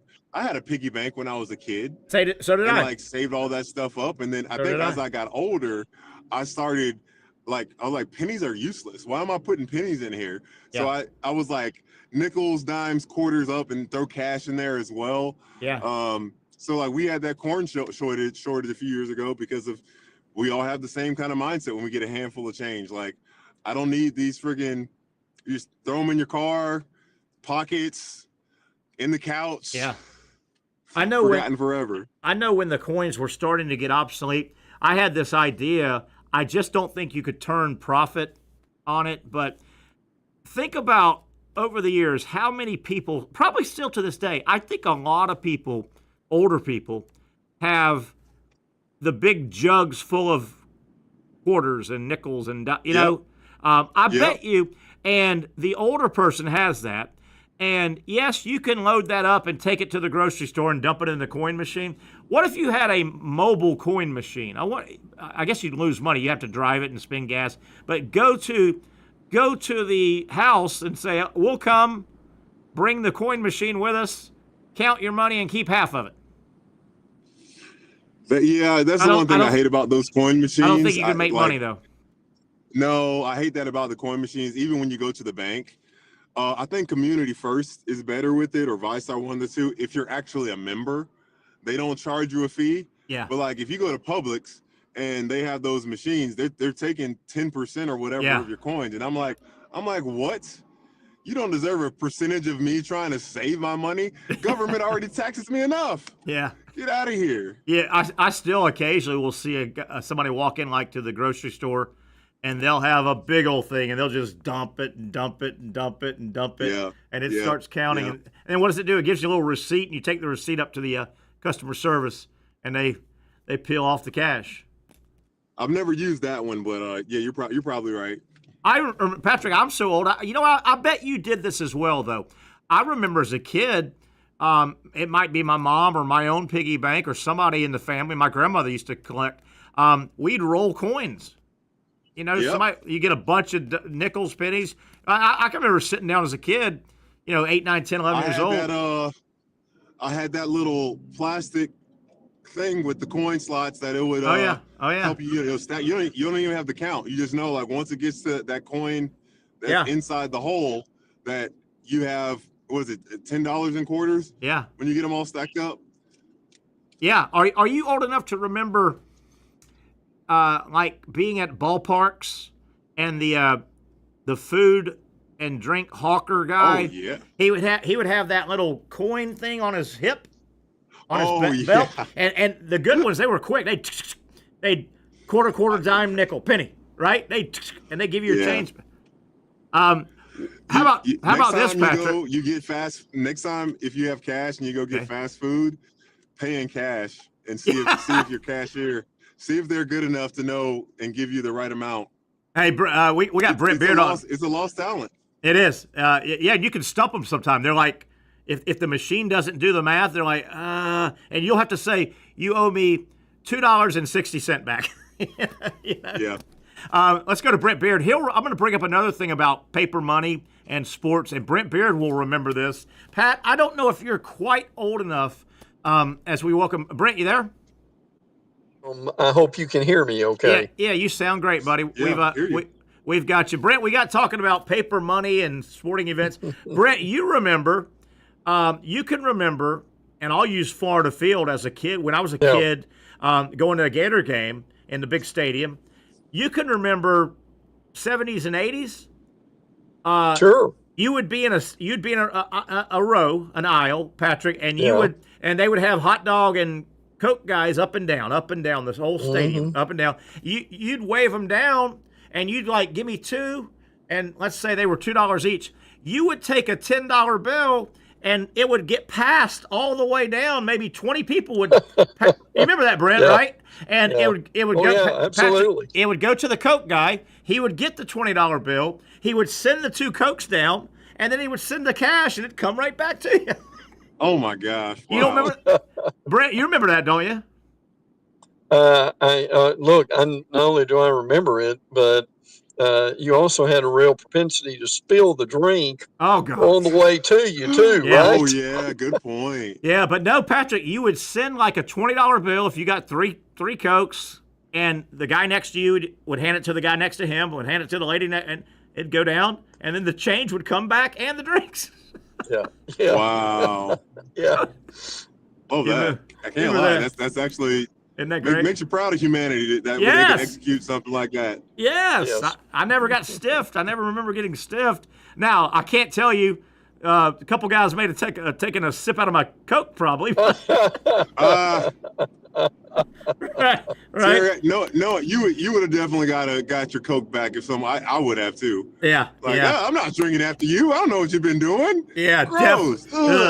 Hey, different times, man. We were a little tougher back then. Or stupid. Right. Or stupid. Yeah. One or the other. Brent Beaird, college sports, college football stuff. I've got some notes off of your notes, and I know, Brent, you've got a couple things. I want to lead off with I'm okay with Jimbo Fisher. I know he's got a weird personality. He can kind of rub people wrong. Right. I've always been okay with Jimbo. Word comes out today that he's taking a TV job with the ACC network. Brent, I'll get your thoughts first, and then Patrick. I think he's going to be a tough watch. I don't think he'll last long in TV. I don't think TV's right for him. That's just my thought with his voice, his speech pattern, his hyperactiveness. I think it's going to be a bad marriage. What do you think? And it's a gamble, is it not? Frankly, but they think he is going to be terrific, and they're going to have him on.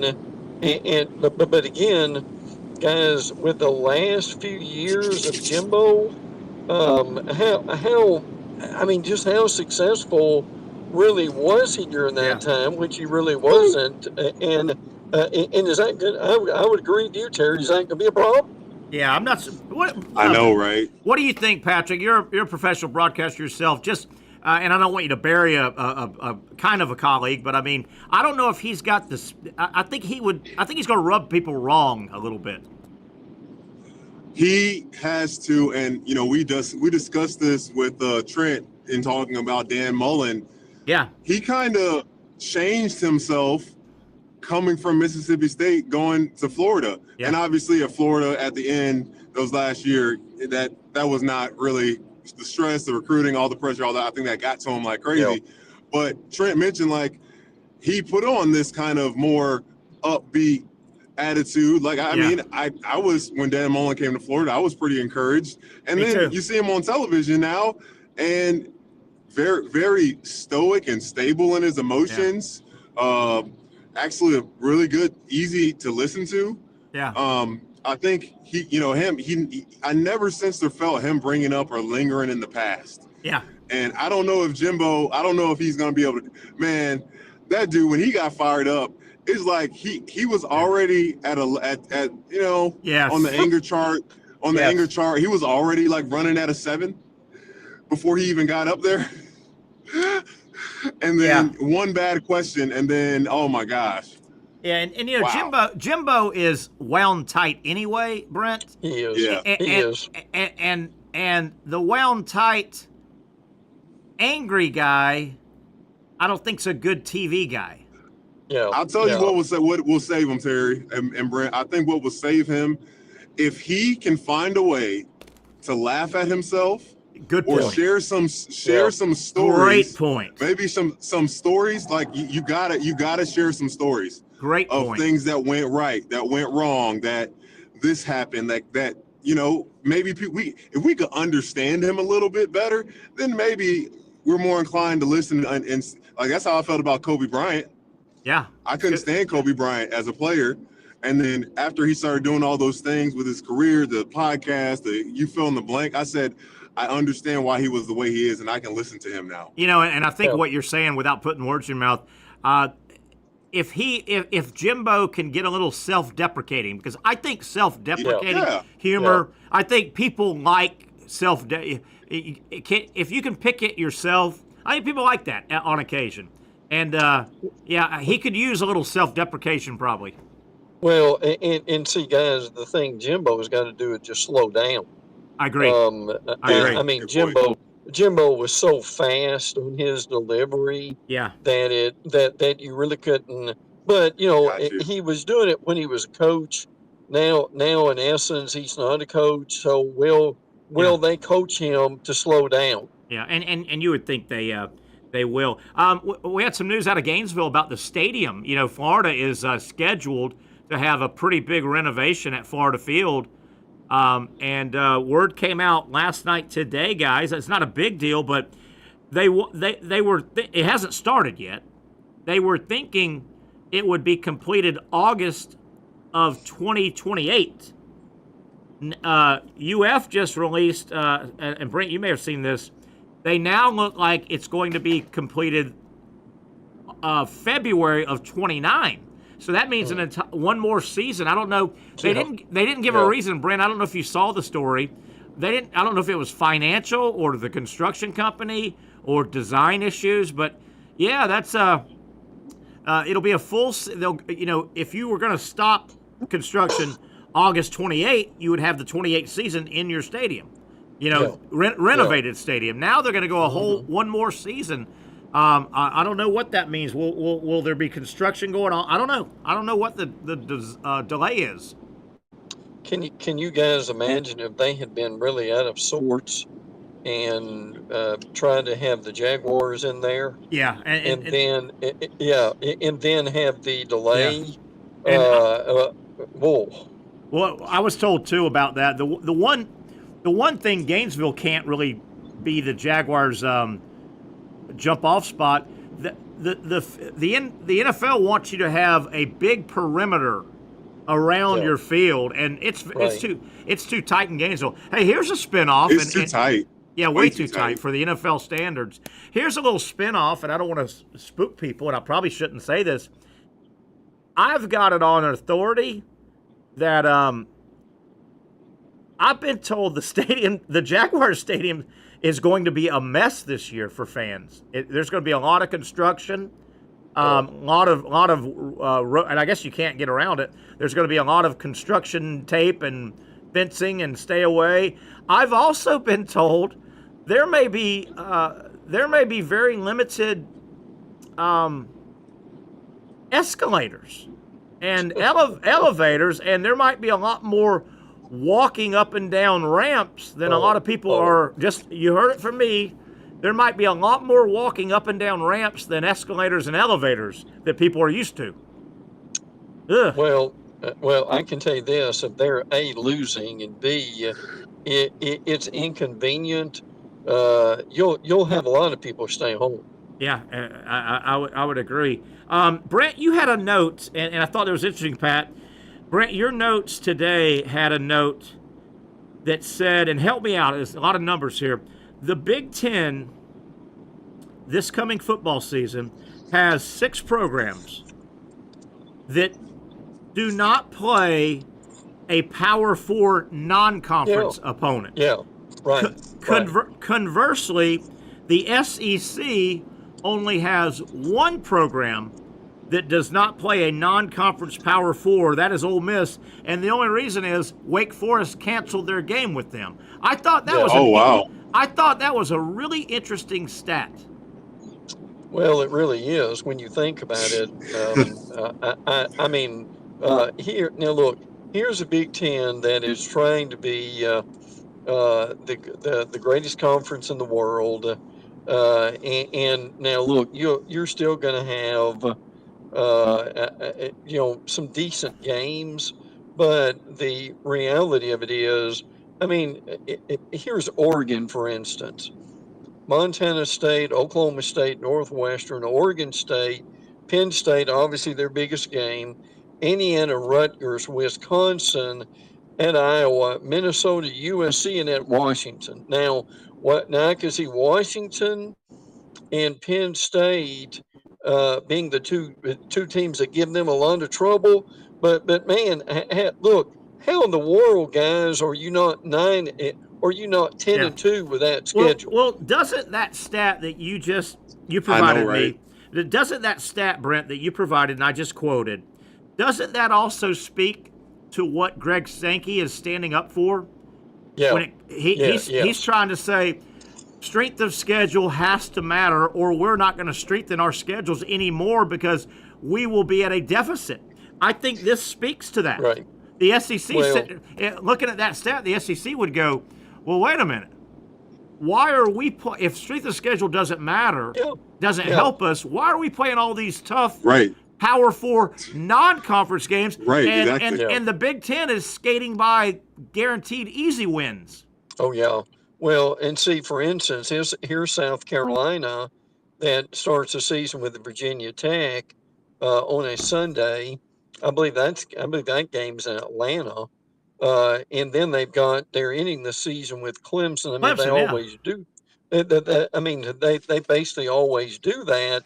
But you're talking about a team in South Carolina that could be a 7-5 could be a 9-3 football team with the Big Ten schedule.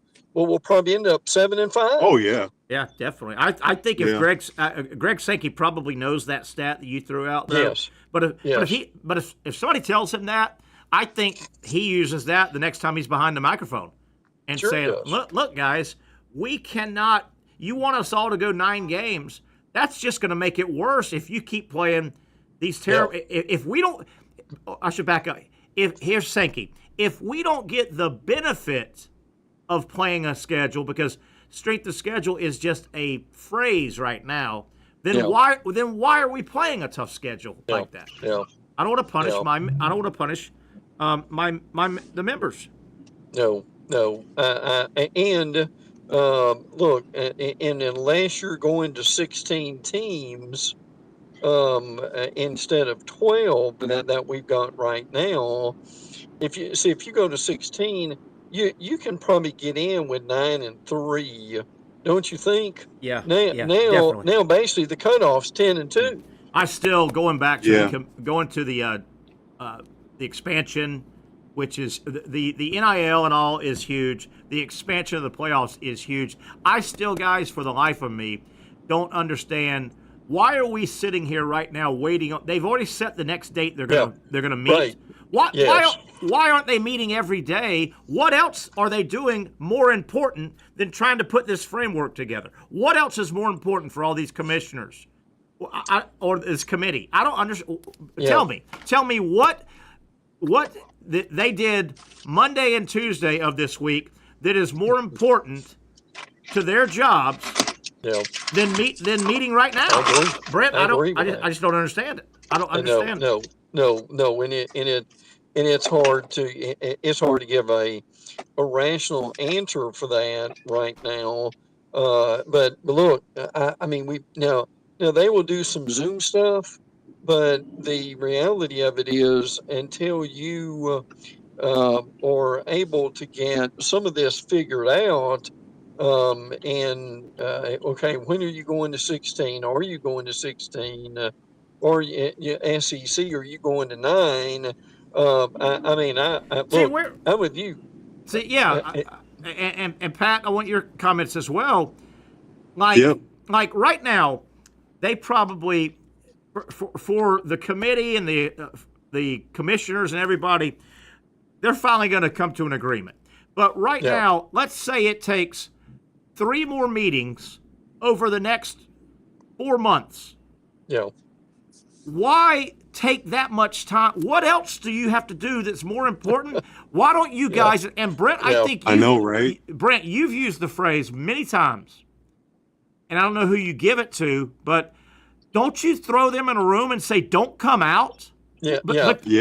Because, Pat, there's nothing more important that those committee members have to do than get the answers in the framework to those 2 major things, the expanded playoff and all the why aren't they meeting around the clock? I don't understand it. Right, exactly. I don't.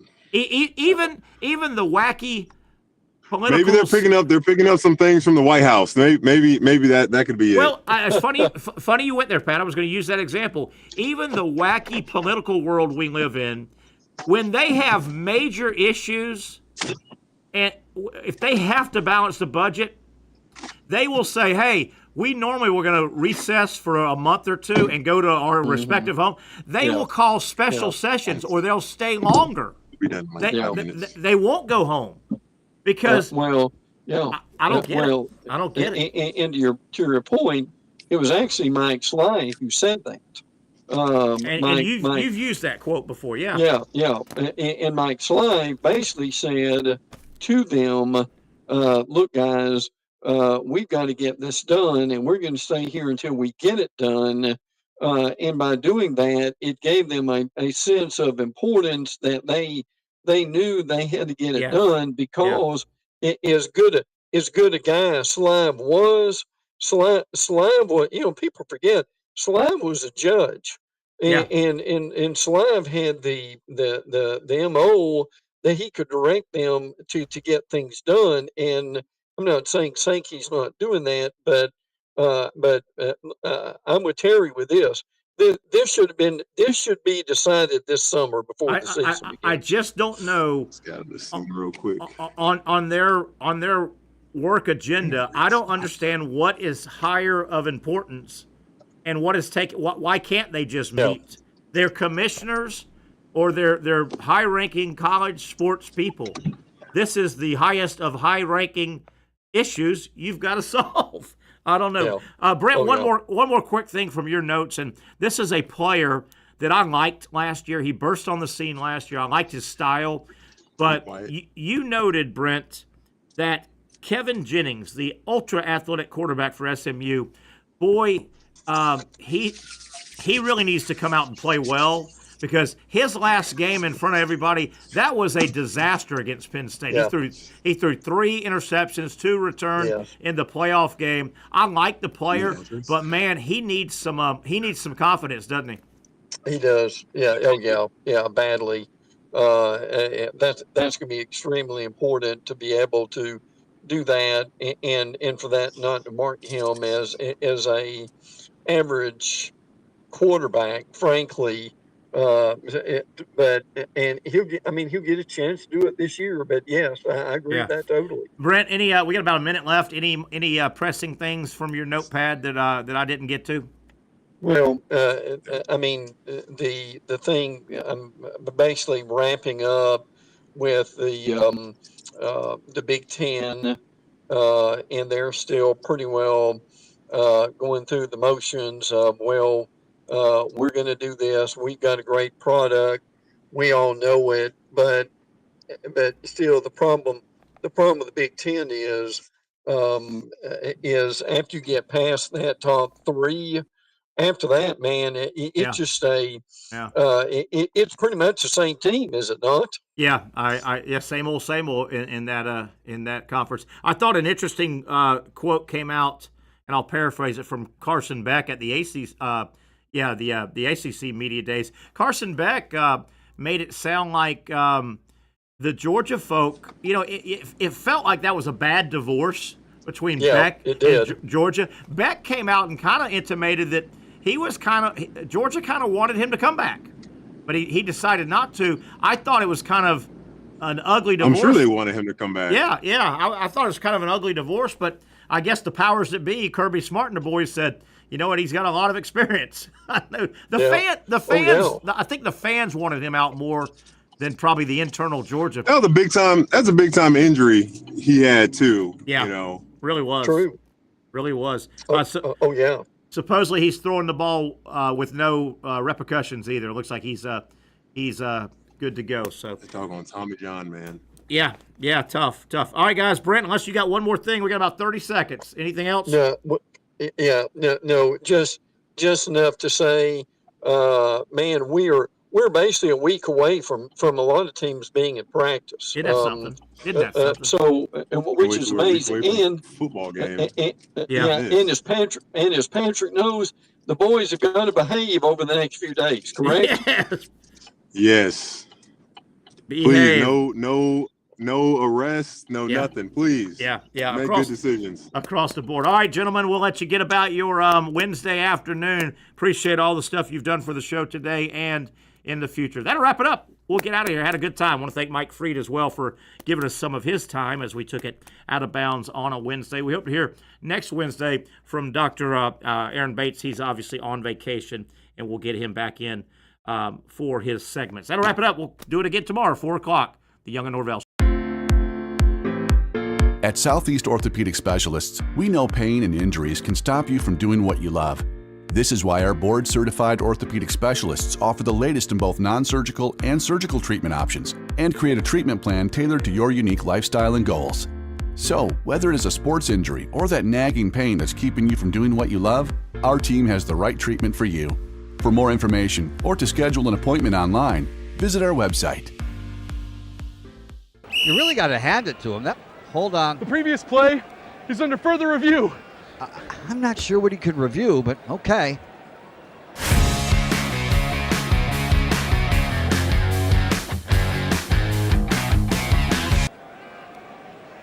Sure has been a while. Dynamic Hurricane Grill and Wings for the football season. Well, there he is. Oh, what is that?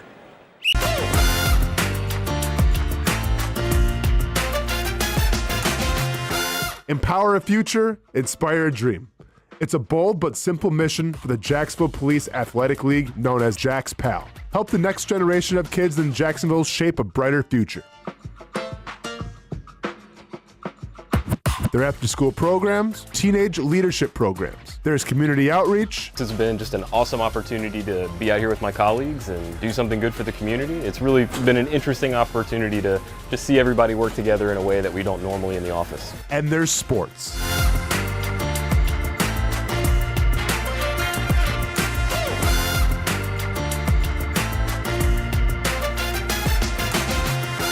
There are also ways you can help the next generation with a donation of any kind. Just visit jaxpal.org to get more information. Empower a future, inspire a dream with Jax PAL.